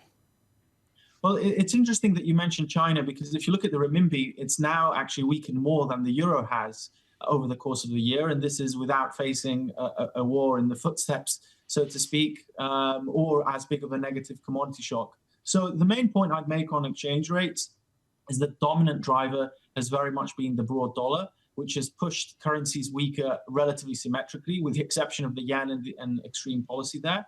But I would say the combination of China weakness plus the commodity price issues in Europe do definitely point to more structural headwinds as far as European growth goes for the next few years. You mentioned the yen, and you put out a note overnight that I thought was fascinating, basically saying it's broken, talking about yield curve control and talking about the whole plan that Japan is trying to stick to. Does this mean that you think we might not see some sort of massive breach, some sort of dramatic shift in policy that's just going to be a slow burn as expressed in an ongoing weakening yen, and not necessarily leading to the disruption on a global level that some people were afraid of? It's a very interesting dynamic in Japan. In some sense, it's the biggest monetary experiment in history taking place. But if you look at the dynamics, there are a couple of things that are worth noting. The first one, as you said, is apart from those 3 bonds that the Bank of Japan is targeting, everything else is essentially decoupled. So we're no longer essentially in a yield curve control framework. We're just in a specific bond cap framework for 3 specific bonds. But everything else, if you look at swap levels in terms of swap spreads and what swap yields are implying, everything's already started to adjust. The other point is the Bank of Japan now effectively owns the entirety of those, or the near entirety of those specific bonds they're targeting. So the point is, even if the cap goes, the only institution that will face losses on those bonds are the Bank of Japan itself. So I do think it will be disruptive, but the way it's being managed and the way the markets de facto yield curve control, in any case, it may mean it's less disruptive than some of the more extreme scenarios that people are putting out. George, I went back 40 years. and there have been 5, including this one, manufactured surges in Japan of inflation. They've been manufacturing inflation. Up we go to 3% inflation. Is there inflation now? Is Kuroda's inflation manufactured, and is it a fiction? So far, it's been imported inflation, and very high commodity prices have helped. The very weak yen has helped. And what he's trying to do, and I think this is why people have been surprised that it's the first genuine attempt to shift the entire inflation regime higher. He's trying to make that feed into wages, into core services. And if you look at the data, it is slowly starting to work. So core services, core goods is starting to move wider. So maybe he will go down in history as the first Japanese central banker that's able to move Japan out of this low inflation equilibrium. And if that happens, I think it would be a very, very globally significant event in the sense that the last bastion of disinflation, so to speak, will have ended. George, can I ask a stupid question? What happens when a central bank loses money? That's a very interesting and an important question. I think the answer is fairly straightforward, at least from my perspective. Not much. So we already have the RBA, for example, running negative equity because they're losing money as the price of those bonds they bought have gone down. The Fed is essentially also losing money on its QE portfolio. But when we look at the balance sheet of a central bank, we have to remember it's very different from any sort of private sector institution because the central bank prints its own money. So yes, there are discussions around loss of potential credibility, that central banks would need to be recapitalized. But at the end of the day, these are all balance sheet technical questions. I think in practice, it doesn't really mean anything. Hey, George, wonderful to hear from you, sir, as always. Good to catch up, mate. George Saravelis there of Deutsche Bank out of London. Isn't that a hedge fund manager's dream, TK? What happens when you lose money? Not much at all. Yeah, not much at all. That's the size of the institution, and I think really at the heart of what Alan Meltzer did for years in history of the Fed. They're just that big where if they lose money, it's one big so what. I would state, and Enda Curran out with a superb article today with Tim Generando and others, worldwide on the challenges that central banks have. And I think it's critical. The debt price movements I'm seeing are not normal. I thought the perspective on Japan was really important there. I've often criticised the BOJ. They've got their head in the sand. Operation Ostrich. Everyone else is hiking. They're stuck there doing nothing. I think they truly believe this is a once-in-a-lifetime opportunity to reset inflation expectations higher. And good luck to them. Let's see if this works out. Equity futures right now negative on the S&P. We're down about 0.1%. Live from New York. This is Bloomberg. Keeping you up to date with news from around the world with the first word, I'm Lisa Mateo. Rishi Sunak has formally taken over as Prime Minister of the UK. Standing outside number 10 Downing Street, Sunak promised to fix the mistakes made by his predecessor, Liz Truss. He said the UK faces a profound economic crisis, and that will mean difficult decisions to come. A group of progressive House Democrats urged President Biden to seek peace talks with Russia to bring about an end to the war in Ukraine. But within hours, lawmakers backpedaled and issued a statement supporting the White House policy. The Biden administration has rejected the idea of negotiating with Russia without Ukraine's approval. Florida's Republican Governor Ron DeSantis has declined to say whether he'll run for president in 2024. In a debate, Democratic challenger Charlie Crist accused him of being too distracted by a bid for the White House. Polls show DeSantis leads Crist, a member of Congress and former governor. So far, rising interest rates haven't hit General Motors business. The automaker's third quarter profit beat estimates on record revenue. GM also reaffirmed its guidance for the year. The company's U.S. auto sales soared 24% during the three-month period. And General Electric cut its full-year profit target despite strong cash performance in the third quarter. High costs in the struggling wind operations added to the ongoing challenges with labor and the supply chain. GE's renewable energy division saw operating losses balloon to $934 million in the last quarter. Global news 24 hours a day on air and on Bloomberg Quick Take, powered by more than 2,700 journalists and analysts in more than 120 countries. I'm Lisa Mateo. This is Bloomberg.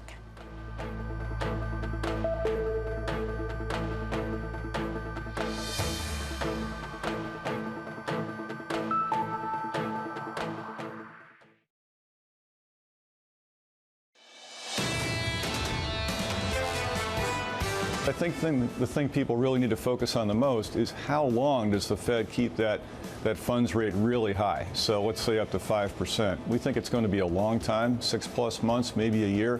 That's going to hurt equities, we think, and that's going to hurt risk. That was Mike Schumacher there, the global head of macro strategy at Wells Fargo. Fantastic to catch up with him. The attention turns from fixed income to earnings a little bit later.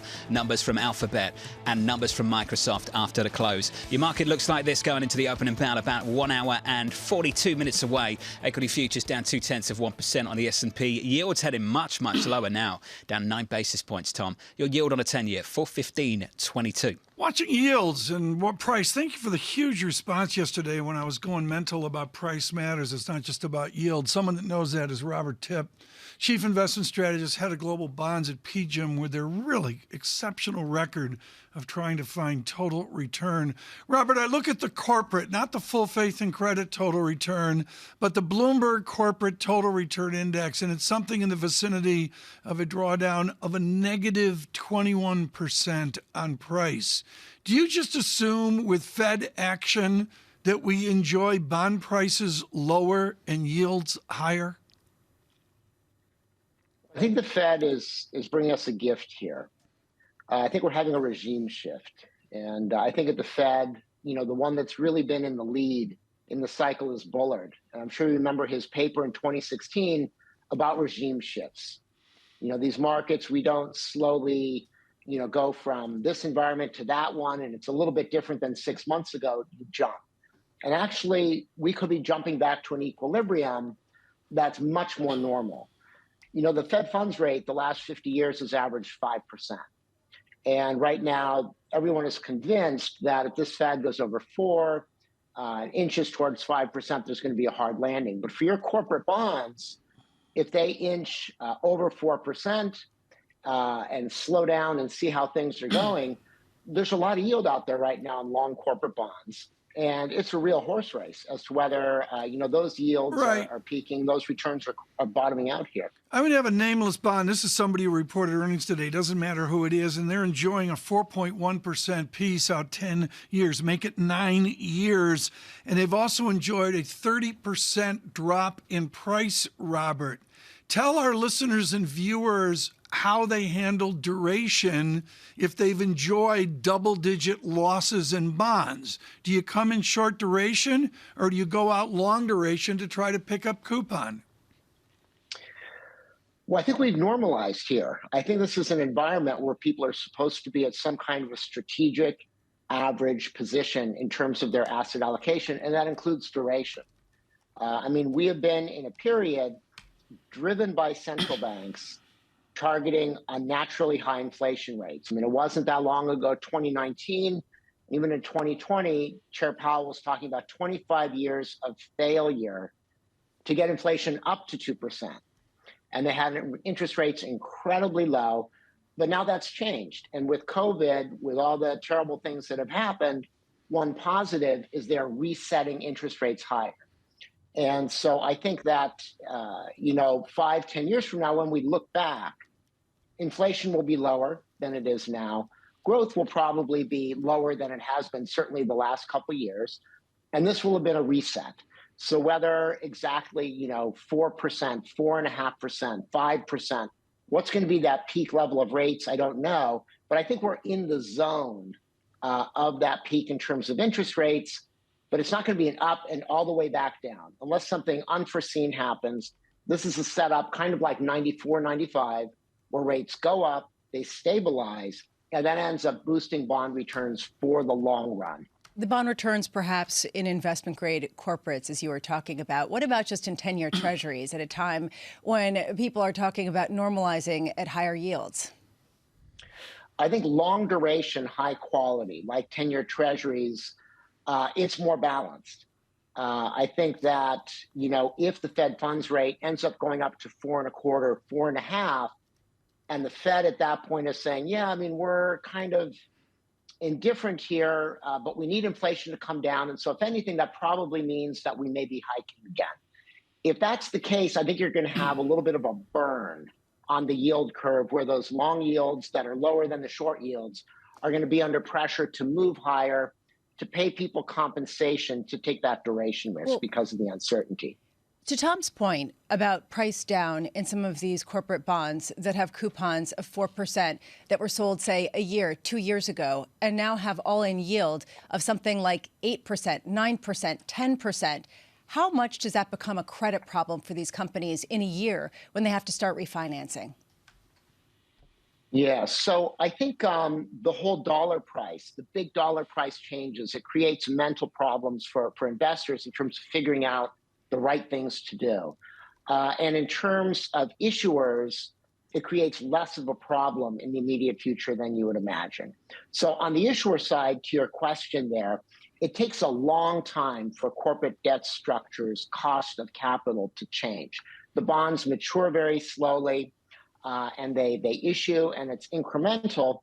And if you're in a world that's going to support a 4% 10-year treasury for the long run here, that's probably a pretty high nominal growth economy, and they're going to get by. But is it going to be a plus? No, it's going to be a negative, but it's a very slow burn. The dollar price thing for investors, it's shocking, when you have a reset, like we had before from very high yields to very low yields, you get a one-time jump in dollar prices where, your bond future may be closer to 200 than 100. And it stays there for a long period of time. It doesn't really have any bearing on necessarily where things are going to go. And I think that's the case with a lot of these bonds that are now at very, very deep discounts. If we're roughly in the yield zone that we're going to be in, then they're going to very slowly take their time moving back to par. But I think, that shouldn't distract you from the real valuation question, which is the yield right or not? Hey, Rob. Awesome to hear from you. Robert Tibb there of PGIM Fixed Income on this bond market. Bonds today firmer, looking pretty solid actually. Yields lower by 8 basis points on a 10-year to 4.16 at the front end of the curve on twos, down 5 basis points to 4.45. We need to talk about the earnings. And for Q3, it was always going to be about the guidance. And what we've had this morning was a raise, a hold and a cut. A raise from Coca-Cola, a hold, reaffirming the outlook from GM, and a cut from 3M, Tom. A little bit earlier this morning. Very mixed so far today. Well, Gina Martin Adams talking about this yesterday. I thought she was stunning where she talked about 1 in 5 companies maybe have the glory of decent cash flow, decent margins, decent revenue. That's Coca-Cola. I would suggest maybe it's not even 1 in 5. It's even more narrow than that. And we'll see that narrowness today with Google and Microsoft this afternoon. You know who I can see at the corner of my eye? Just sort of loitering out in the distance. Matt Miller is going to drop by the studio and catch up with the GM CEO. It's probably out there in search of a Bitcoin floating around. Is that what they do? They float around? They float around. Okay. That's good to know. Is that the depth, the knowledge? That's the knowledge, yeah. On crypto here. Matt Levine out with a great I saw that. full Very essay cool. thing. Bloomberg Very Business cool. Week, like a massive take on Bitcoin. I'll read it because I'm the dumbest guy in the room. And because it's Matt Levine. Isn't it nice to see Matt on camera too? I think that's great. Did a little package. Yeah, his for people digital. finally agreed. I've got time to for an that. appearance. How much are we paying him? Tons to finally get on camera. Good for him. Crypto.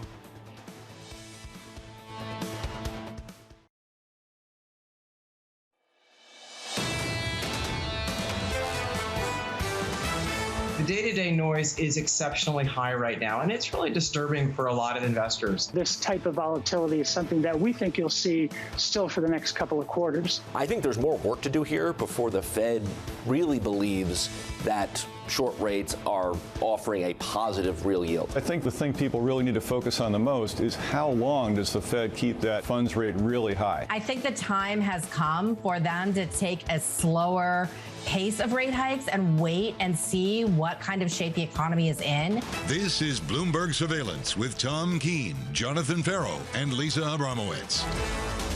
Good morning, everyone. This is Bloomberg Surveillance. Jonathan Ferro, Lisa Abramowicz, and Tom Keene. We welcome all of you on Bloomberg Radio and Bloomberg Television. The common theme of the earnings season from industrial America this morning, John, right over to where we are with tech this afternoon is dollar ramifications. Alphabet and Microsoft coming up a little bit later, and FX is the brand new excuse available to CEOs worldwide, and 3M is taking that opportunity to blame FX, Tom. It's a real deal. The dollar is a whole lot stronger, and if you're an international company this year, Tom.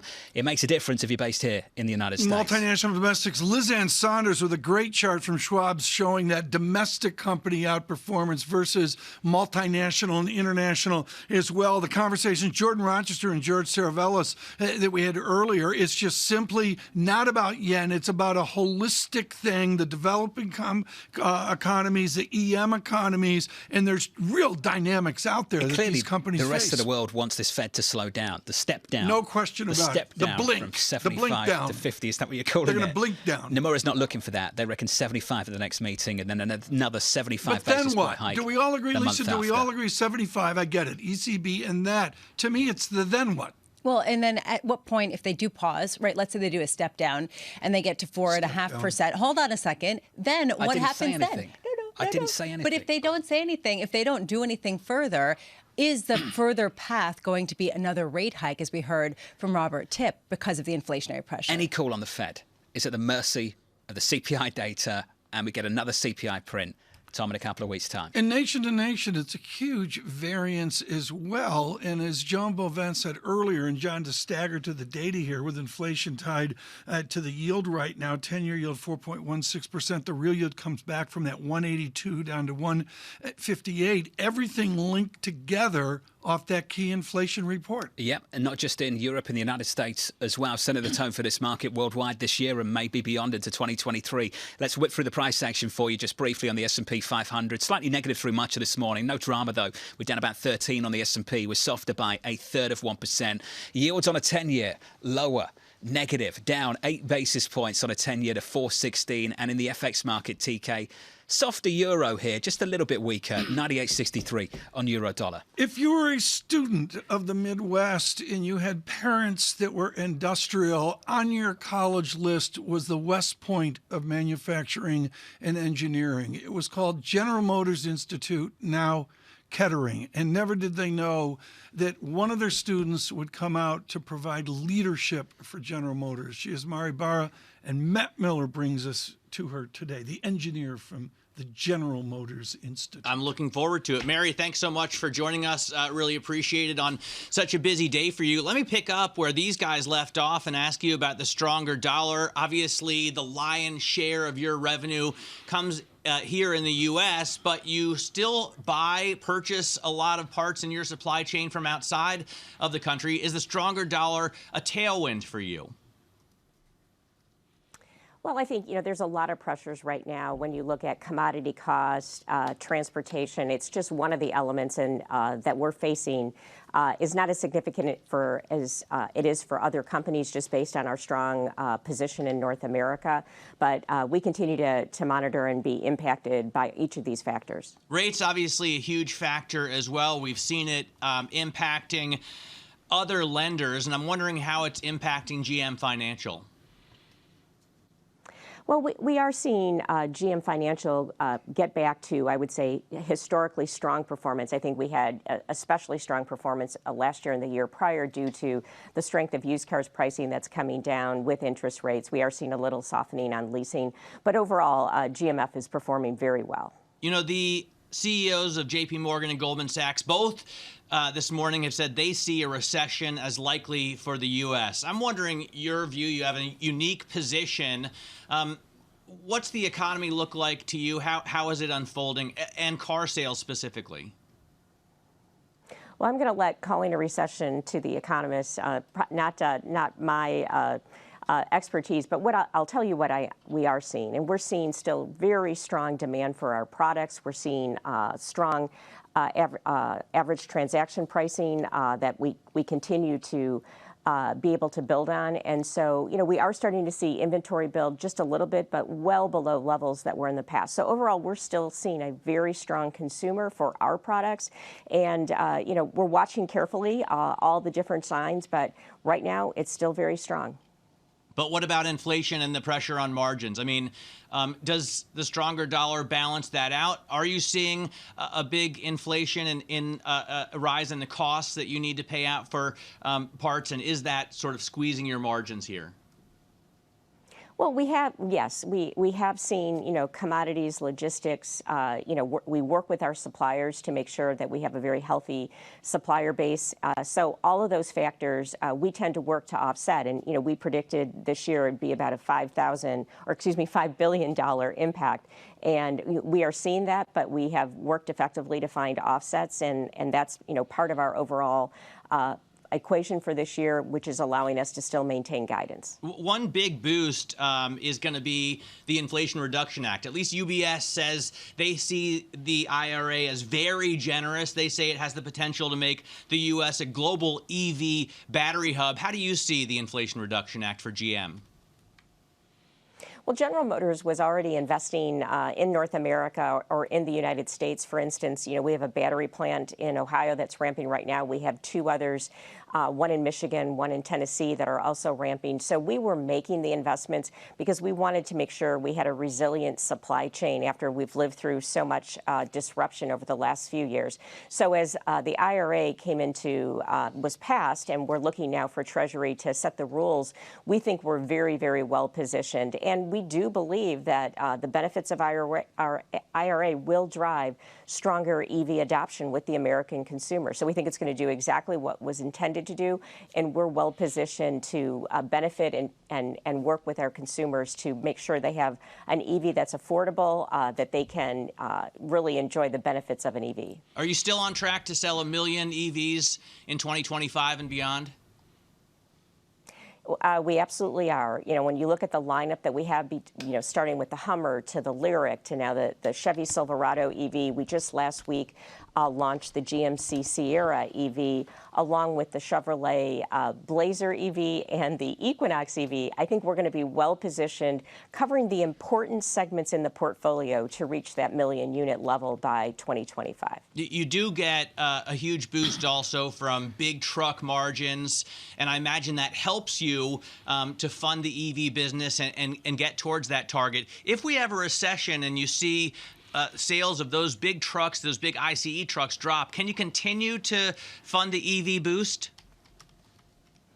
We very much believe we have a strong enough balance sheet and the strength of the business. When you look at the truck, we have truck leadership. We've had it since 2020, and we just did a major refresh to our light-duty full-size trucks. We have strong SUVs as well, and now the heavy duties we just revealed they'll be next year. So we think our product portfolio is going to position us well in the truck market. I would also say mid-size crossovers are very strong as well. And the truck consumer, especially the full-size truck consumer, they generally they don't shop as many segments as maybe other customers of other segments do. So we think we're well positioned, and obviously will moderate based on what happens from an economy and a consumer buying perspective. Earlier this year, people were asking if we were going to get back to a 17 million SAAR. Now I'm hearing people ask if we're going to go down to a 12 million SAAR. What do you expect for car sales next year? Well, we, because of all of the economic conditions around the globe, we are looking and we're planning for a more modest level. We're still going to protect for the upside because we don't know next year. But, we're at really depressed levels right now because of all the semiconductor shortages and other supply chain issues. So we think there's an opportunity to go up ever so slightly next year. But we're going to be very conservative as we plan for next year, but be ready to take advantage if there is upside. And there's still a lot of unknowns. We'll provide more information on how we view 2023 and early next year. All right, Mary, thanks so much for joining us. Real pleasure talking to you on earnings day. General Motors Chief Executive Officer Mary Barra. Matt Miller, just awesome, as always. Tell me this. I've been willing to ask this question of you for ages. How green is a 9,000-pound Hummer EV? Just how green is that? Well, I suppose in what sense do you mean? There are zero tailpipe emissions. Sure, so super green. Right. Now talk about how much goes into making a 9,000-pound Hummer EV. Then tell me about how much damage that does to the roads. Tell me about the tyre wear as well, how much rubber we'll need to put on these cars. Just how green are these vehicles? Well, and of course, when you have that, the life of the vehicle, the damage it does to the road, the new tyres that you're going to need. Well, imagine if you charge it with electricity that's generated by coal. That's a problem as well. But I think that people like Mary and across the industry are looking for solutions to the climate crisis that we face. So yes, there are problems. You could see, or you could make the argument that it's not much more green than a Silverado. It's even bigger. It's even heavier. But at least they're making some headway in that direction. Wouldn't I be better off buying a smaller gas auto? That's un-American. Seems dangerous. Would you want to drive around in a small car? Wouldn't that be more green? What if I hit you in my Silverado? Matt, this is the ridiculous part of this conversation. That's it. Is this just a fad that doesn't really address what we need to address? I think it's a piece of a much bigger I get it, you can sell solution. a load of cars. I get that, clearly. And you can get the credits from the government to do so. Americans love But big isn't cars. that the elephant in the room here? Yeah, but Americans We're still love talking about big trucks. cars. We're but big that's people. what they like. Precisely. Oh, come on. I'm not here to say you shouldn't drive big trucks. I'm just here to say that this green branding of them seems to miss the mark a little bit. I don't disagree. I don't either. TK? Costs $110,000. There's like 12 people who can afford it. I know. Anyway, Sam Stovall's coming up. $110,000. Chief Investment Strategist at CFRA from New York. This is Bloomberg.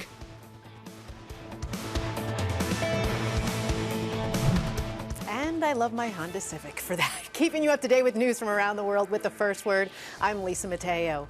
Rishi Sunak has formally taken over as the Prime Minister of the UK. Standing outside number 10 Downing Street, Sunak promised to fix the mistakes made by his predecessor, Liz Truss. He said the UK faces a profound economic crisis, and that will mean difficult decisions to come.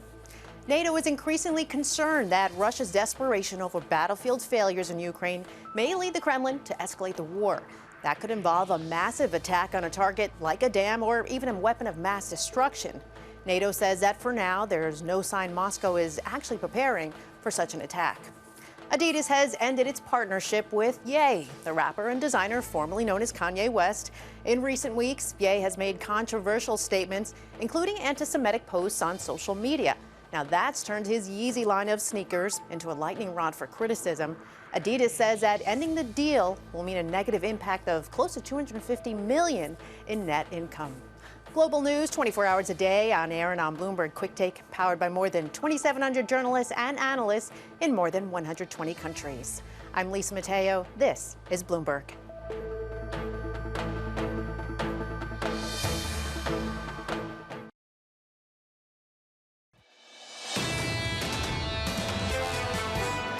What people say they're doing with their money and what they're actually doing with their money, and I still think the gap between those two things is quite wide here. The flows, for example, are still pretty aggressive into both equities and bonds. Chris Ferrone of Strategas, can I just say, with call of the year, you gave it to Priya Mitra of TD on the curve inversion. I think up there is that call from Chris on dollar yen, looking for 150 when we were at 115 and we closed at 115 last Thursday. Yeah, I'll go with 150. That. Yeah, he was way out front on that. Yeah. You give it to Mike Wilson. Yeah. Lisa, you're not alone because Mike Wilson and Morgan Stanley, Number one, whose long-held bearish view on US stocks has materialized this year, was ranked the best portfolio strategist in the latest institutional investor survey. Do so I get congratulations to Mike triple and the leverage team. all cash? You should. You the know. Decade Award. Perma-cash, Tom. I'm not sure if that warrants an award. Somebody from but Governor congrats. Bailey's team said, "How do you handle leverage there versus what we're going to see this week from BOJ, Bank of England, and of course ECB on Thursday?" And please stay with us through the week on earnings, and we'll be talking about the afternoon earnings as well, such as Microsoft and Google today. Right now, we readjust on the equity markets with Sam Stovall, Chief Investment Strategist at CFRA. Always good to speak to him. Sam, Julian Emanuel keeps score on a daily basis at Evercore of what we see, and what he sees is a modeled 8.8% revenue growth. How do you, with all your experience, your STAR system at CFRA, what does 8.8 revenue growth, or whatever the number is going to be, how does that distill down through the income statement to free cash flow and then on to share price? Well, good morning, Tom. Thank you for the easy question. Basically, what we're looking for this year, or at least in the third quarter, is a 10% gain in revenues for the S&P 500, and that compares with 2% earnings growth. Profit margins likely to slip a bit, about 7.5%. But when you look beneath, in a sense, the surface, the 10% growth really is driven by the energy sector, as well as the communication services, consumer discretionary categories. Tech is really expected to show only about a 5% gain in revenues. We're seeing a theme of alpha, of individual stock selection. Is this a time, within the tumult now, is this a time, an era of individual stock selection, sector selection, or get out of the market selection? Well, I think that one could say that we are getting to the point where we might be looking toward the market and sectors, because as you probably are well aware, the Stock Traders Almanac calls November through April the best 6 months of the year. And my seasonal rotation strategy will switch from the defensive staples and healthcare to the cyclical discretionary industrials, materials, and tech at the end of October. So historically, we are in the best period, the sweet spot for the market. October of midterm election years through October of the year after have posted an average total return of 21% since World War II and has risen 100% of the time.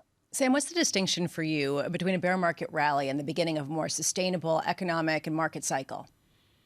Hey, Lisa. Well, I would tend to say that you've got to see some factors that really confirm the move higher to make it something that's more like the beginning of a new bull market rather than simply a bear market rally. One of the things we have not seen is a sharp capitulation, in a sense, the increase in volatility. I look at a rolling 15-day average between percentage of high and low for the S&P 500. Normally, we peak in a bear market environment above 2 standard deviations.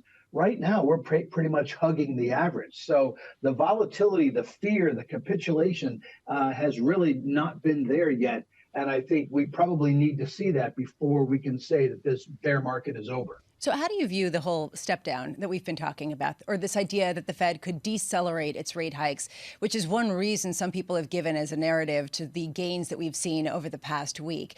Do you buy into that if the Fed is compelled to slow the pace of rate hikes, that's a positive for stocks?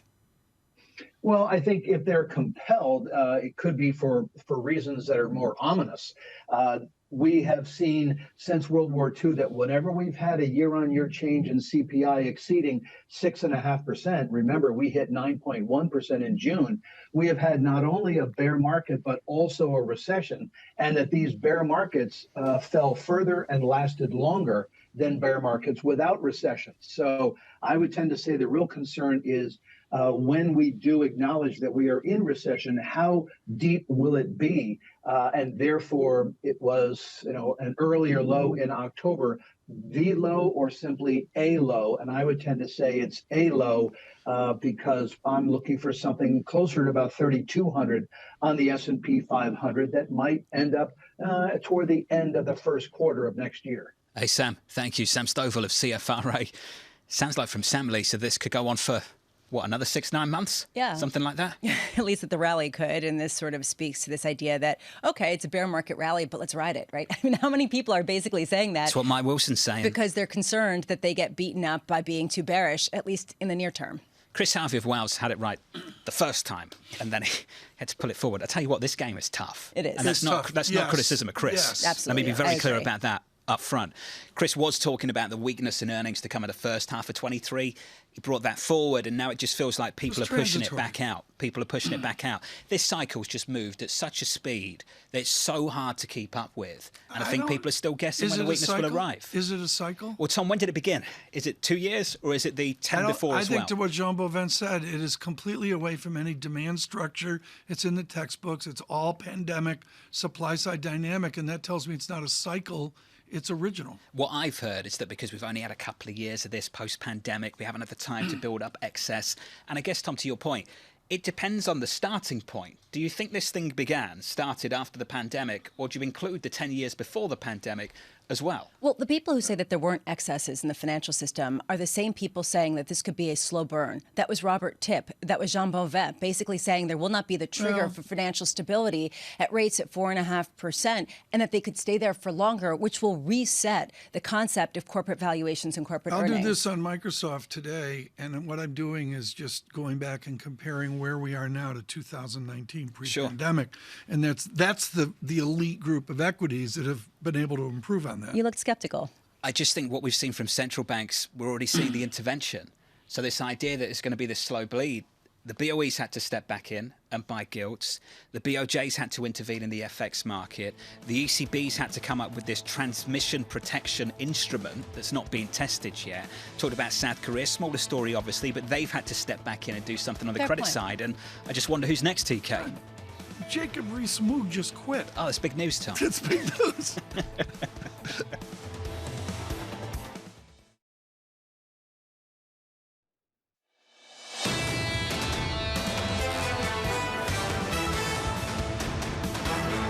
60 minutes away from the opening bell, live from New York City. Good morning to you. The price action shaping up as follows as we approach that opening bell. Equity futures slightly negative on the S&P. We're down 0.4%. We are down 14 points. Ton of earnings this morning. As for the guidance, you've got a raise from Coca-Cola, a hold reaffirming from GM, and a cut from 3M. After the close a little bit later, you'll hear from Alphabet and Microsoft. Going into all of that, the bond market's supportive. Yields lower, down 8 basis points on a 10-year Tom to 4.16% in America.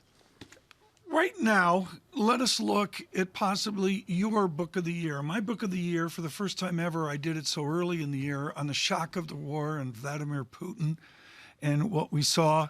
Putin's World is my book of the year, but look at this, short, readable, mega threats, Nouriel Roubini, Crisis Economics coming out of the crisis, and now this shockingly readable. Nouriel Roubini joins us for the entire half hour. I'm going to go back. I want to give people a little vignette of yours and my relationship. We're sitting at a wood-paneled Davos-like bar, and there's a very famous Secretary of Treasury sitting somewhat near us, and you and I walked through the excesses of 05, 06, and you nailed 2008. Are we there again? Yes, we're here again, but in addition to the economic, monetary, and financial risks, and there are new ones, now we're going towards stagflation, like we've never seen since the 70s. In the book, I point out that there are also geopolitical risks, like we're on a confrontation with some revisionist powers like China, Russia, Iran, or Korea that are challenging the geopolitical order of the US and the West, and that's going to lead potentially to conflict. There are environmental risks that are very severe. There are health risks coming from pandemics, and there is a relation between global climate change and pandemics. There are technological risks coming from AI, machine learning, robotic automation, destruction of jobs. There's a backlash against globalization, and we're going to go to a world that is deglobalized. There are political risks with polarization and with radical extremist party of the extreme right and extreme left coming to power, both in advanced economies and in emerging markets. And on top of it, we have amount of the debt like we've never seen before, explicit debt and implicit as well. That's right where I want to go. So it's a confluence of all these mega threats, 10 of them together. Lipsky at IMF was heated about the debt buildup. On the back of your book, you've got a guy named Rogoff from Harvard, Bremer of Eurasia, Dr. Alarian from Cambridge, Martin Wolf, always wonderful at the FT. And at the very top, the quote of the season from Taleb, the gravities return to the physics. We've got a higher real yield now. We've got a risk-free rate now. What are the ramifications in our economic system that the gravities return to our physics? Well, there were many insolvent agents in the economy because private and public debt as a share of GDP has gone from 200% to 350 globally between 2000 and today. In advanced economies, more like 420 and rising. In the US, is now higher than after the Great Depression and after World War II. And we're not out of a Great Depression or a major war.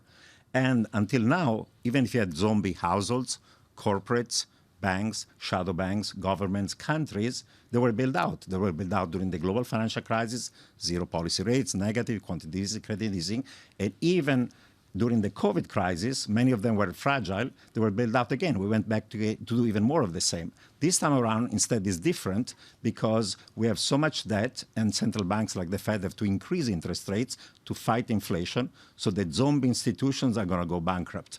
That's why not only we're going to have inflation and stagflation, but we'll have a stagflationary debt crisis. In the 70s, we had negative supply shock, 73, 79, but we had very low debt ratios. So we didn't have a debt crisis in advanced economies. We had one in Latin America. Argentina, Mexico, Brazil borrowed too much in the 70s. When Volcker jacked up interest rates to 20%, they went bankrupt. After the GFC, we had the debt problem, mortgage debt, housing debt, bank debt, and we had the debt crisis, but it was a negative aggregate demand shock, and therefore we had low inflation and deflation. Today, we have the worst of the 70s with a massive amount of stagflationary negative supply shock. In the book, I identify 11 new ones over the medium term. And at the same time, we have debt ratio like we have never seen before. So we get stagflationary debt crisis. Well, don't give us the 11 themes, John, or we'll be here all day. I was waiting for the 11th before I jumped in. You used this phrase in there. I could tell you in a soundbite about 11. Could, but I'm not going to give you the time.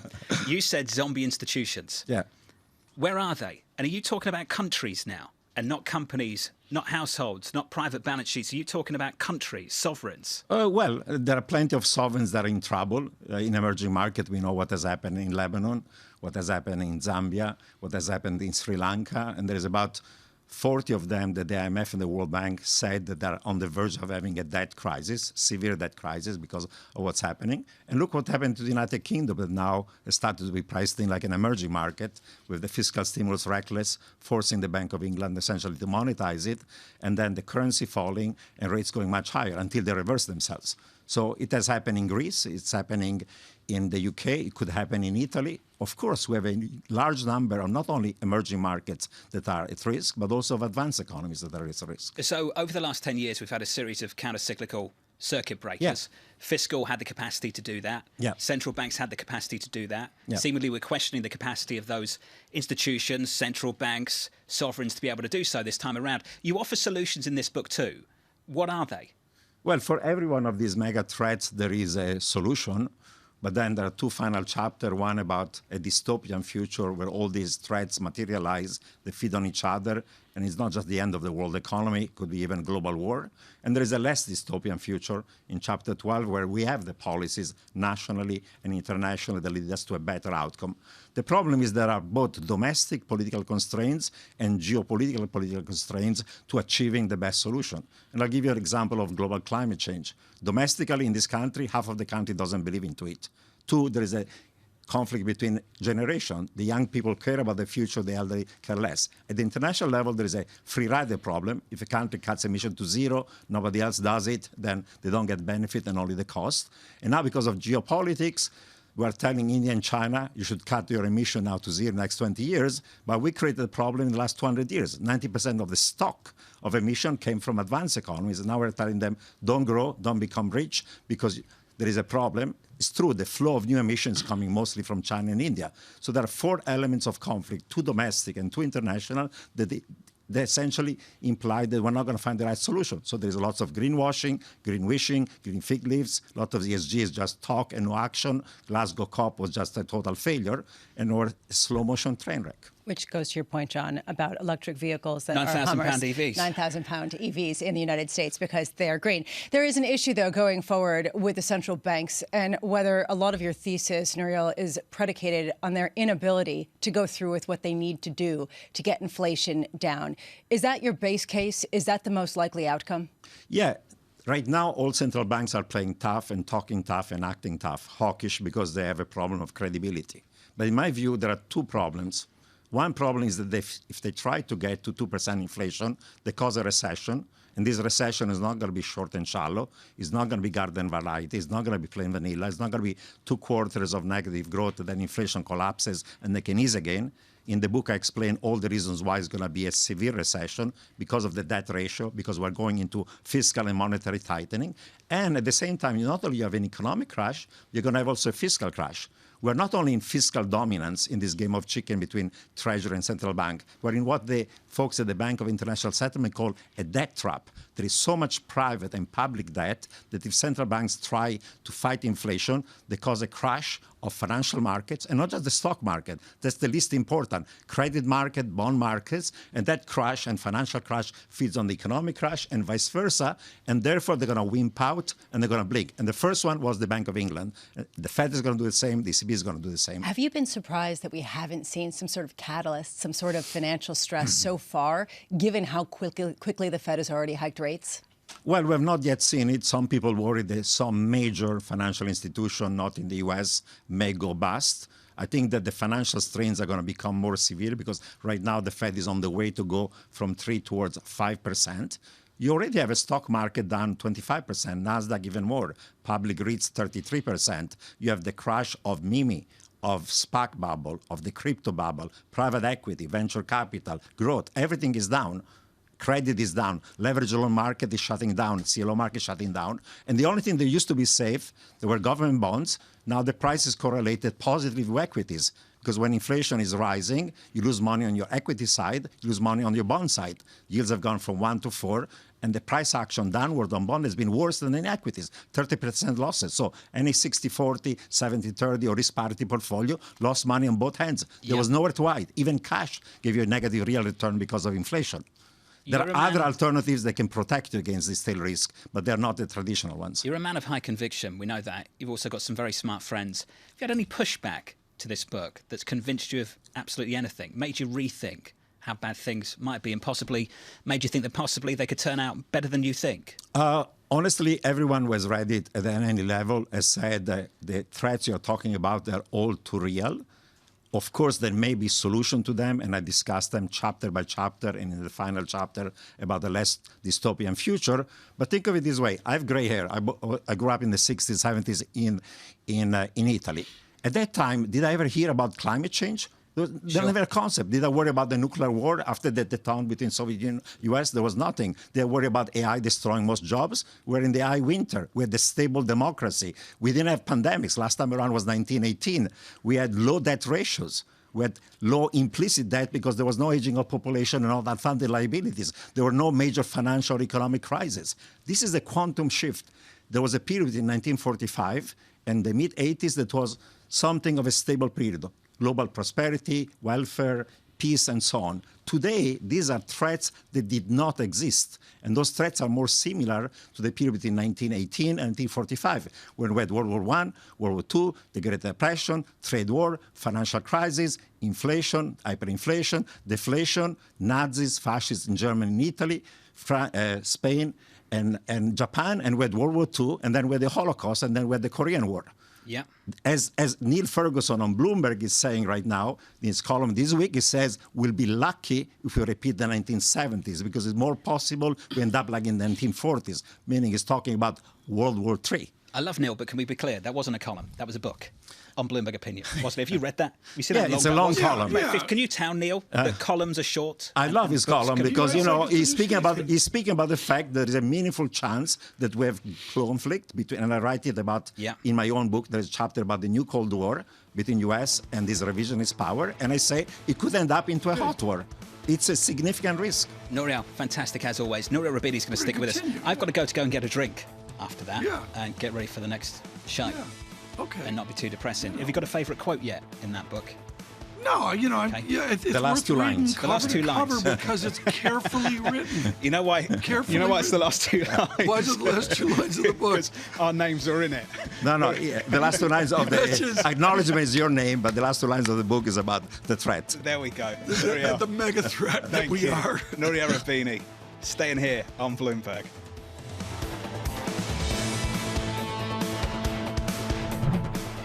Keeping you up to date with news from around the world with the first word, I'm Lisa Mateo.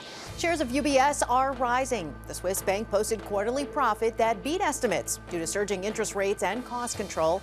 That will enable UBS to confirm a plan to return about $5.5 billion to investors this year. and also the liquidity in the market, because there is a limit to what we can do. Year to date, last Friday we were at 4.6. We will continue at the same level of speed. So we should be getting certainly over the 5 billion towards the 5.5. Hammers is leading the effort to boost automation, slim down management ranks, and expand UBS's presence in U.S. Global News 24 hours a day. I'm Lisa Mateo. This is Bloomberg.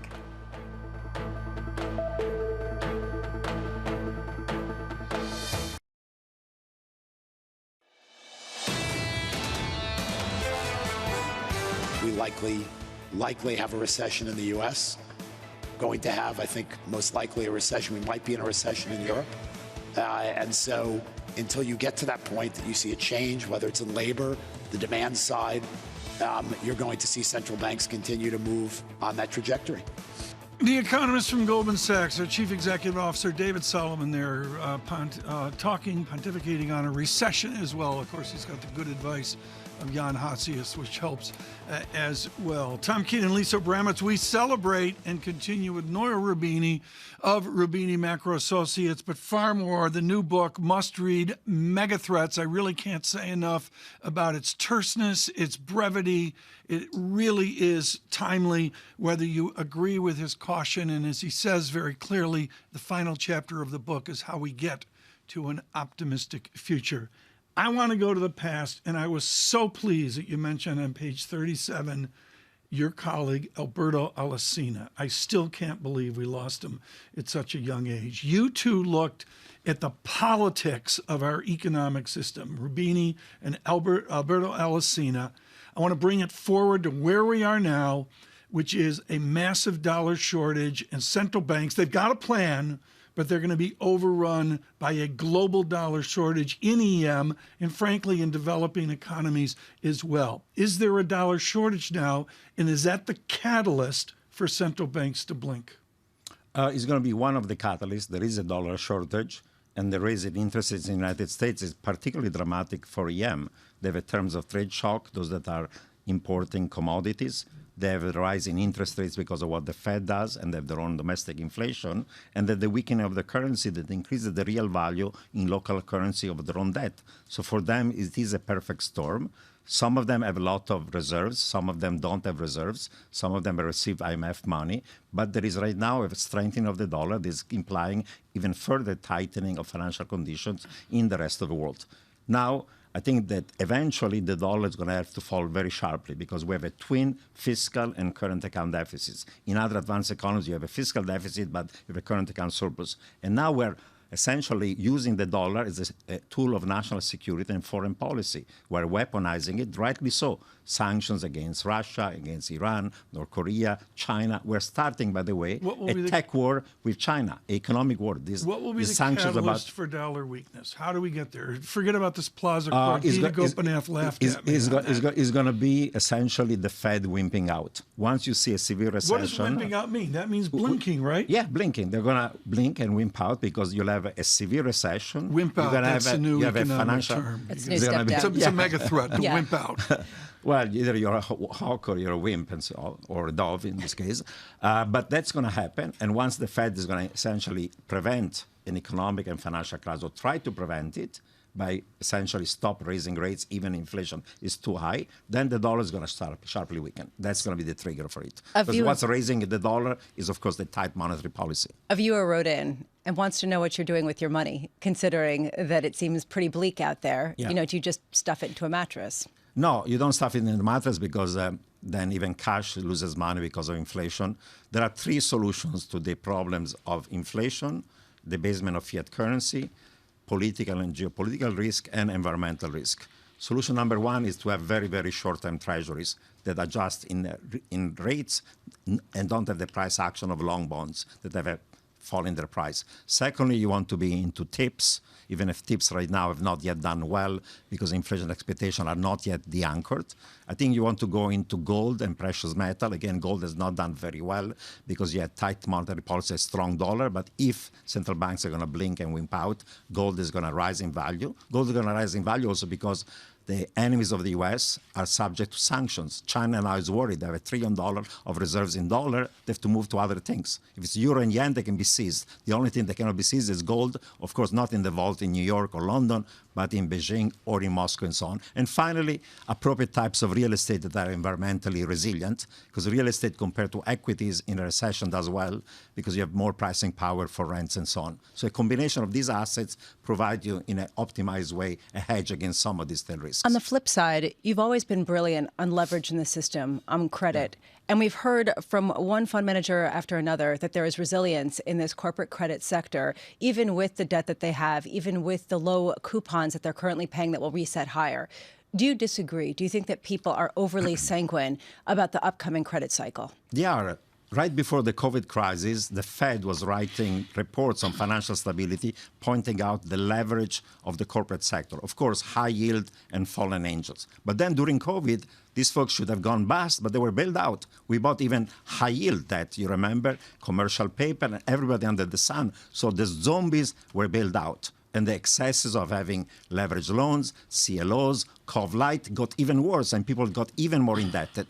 This time around, the party's over because the Fed, for now, will have to raise rates. Those debt service ratios are going to become impossible, and you get the double whammy for those corporates. You get a P&L because income is going to fall because of a recession, and you get a debt problem with debt servicing ratio rising, and therefore there'll be a corporate debt crisis, one we avoided during the GFC and during the COVID crisis. Right. It's coming now. The CLO and leverage loan market are shutting down right now. I want to get to chapter 12 where you talk about a more optimistic future, a utopian future. You started by quoting the economist Yogi Berra. I thought that was very good. You go right in there about predictions and Yogi in the future and all that. How do you get from Yogi Berra to a more optimistic future?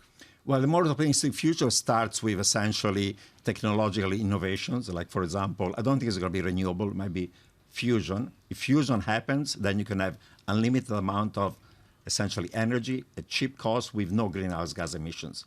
We look like we are, however, only 15 to 20 years away from fusion becoming a reality. If it comes faster, then we can increase the economic pie. We're going to reduce the cost of energy. We're going to stop greenhouse gas emissions. We can grow more What food. about our fractured political? What about our fractured political system, whether it's your Italy and the turn there to the right, or what we see in the election here coming up in 2 weeks?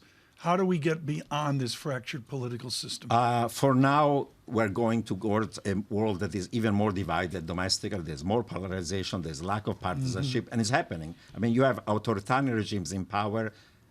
You have Putin in Russia. You have Erdogan in Turkey. You have Kaczynski in Poland. You have Orban in Hungary. You have Meloni in Italy. You have these Nazi Swedish Democrats now in Sweden. You had the Brexit phenomenon, you had the Trump phenomenon, and in Latin America, used to be only Venezuela, Argentina, populists of the left, but in the last 2 years, Chile, Ecuador, Peru, Colombia, and in Brazil, it's going to be either populists of the right or the left. 10 seconds. Bolsonaro, Lula.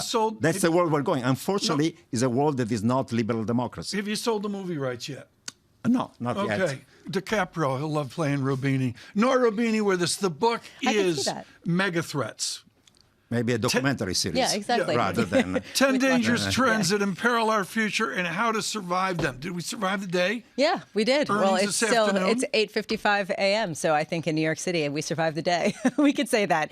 Coming up, we're going to be speaking about a lot more. That was very good. Very good. Perhaps Richard Haas, when he comes on later, will give us a sense of what mentioned his view by is. Nora Rubini. Exactly, and who read the book and gave it a huge endorsement. He'll be on Bloomberg Television later today. He is, of course, president of the Council on Foreign Relations. Good morning.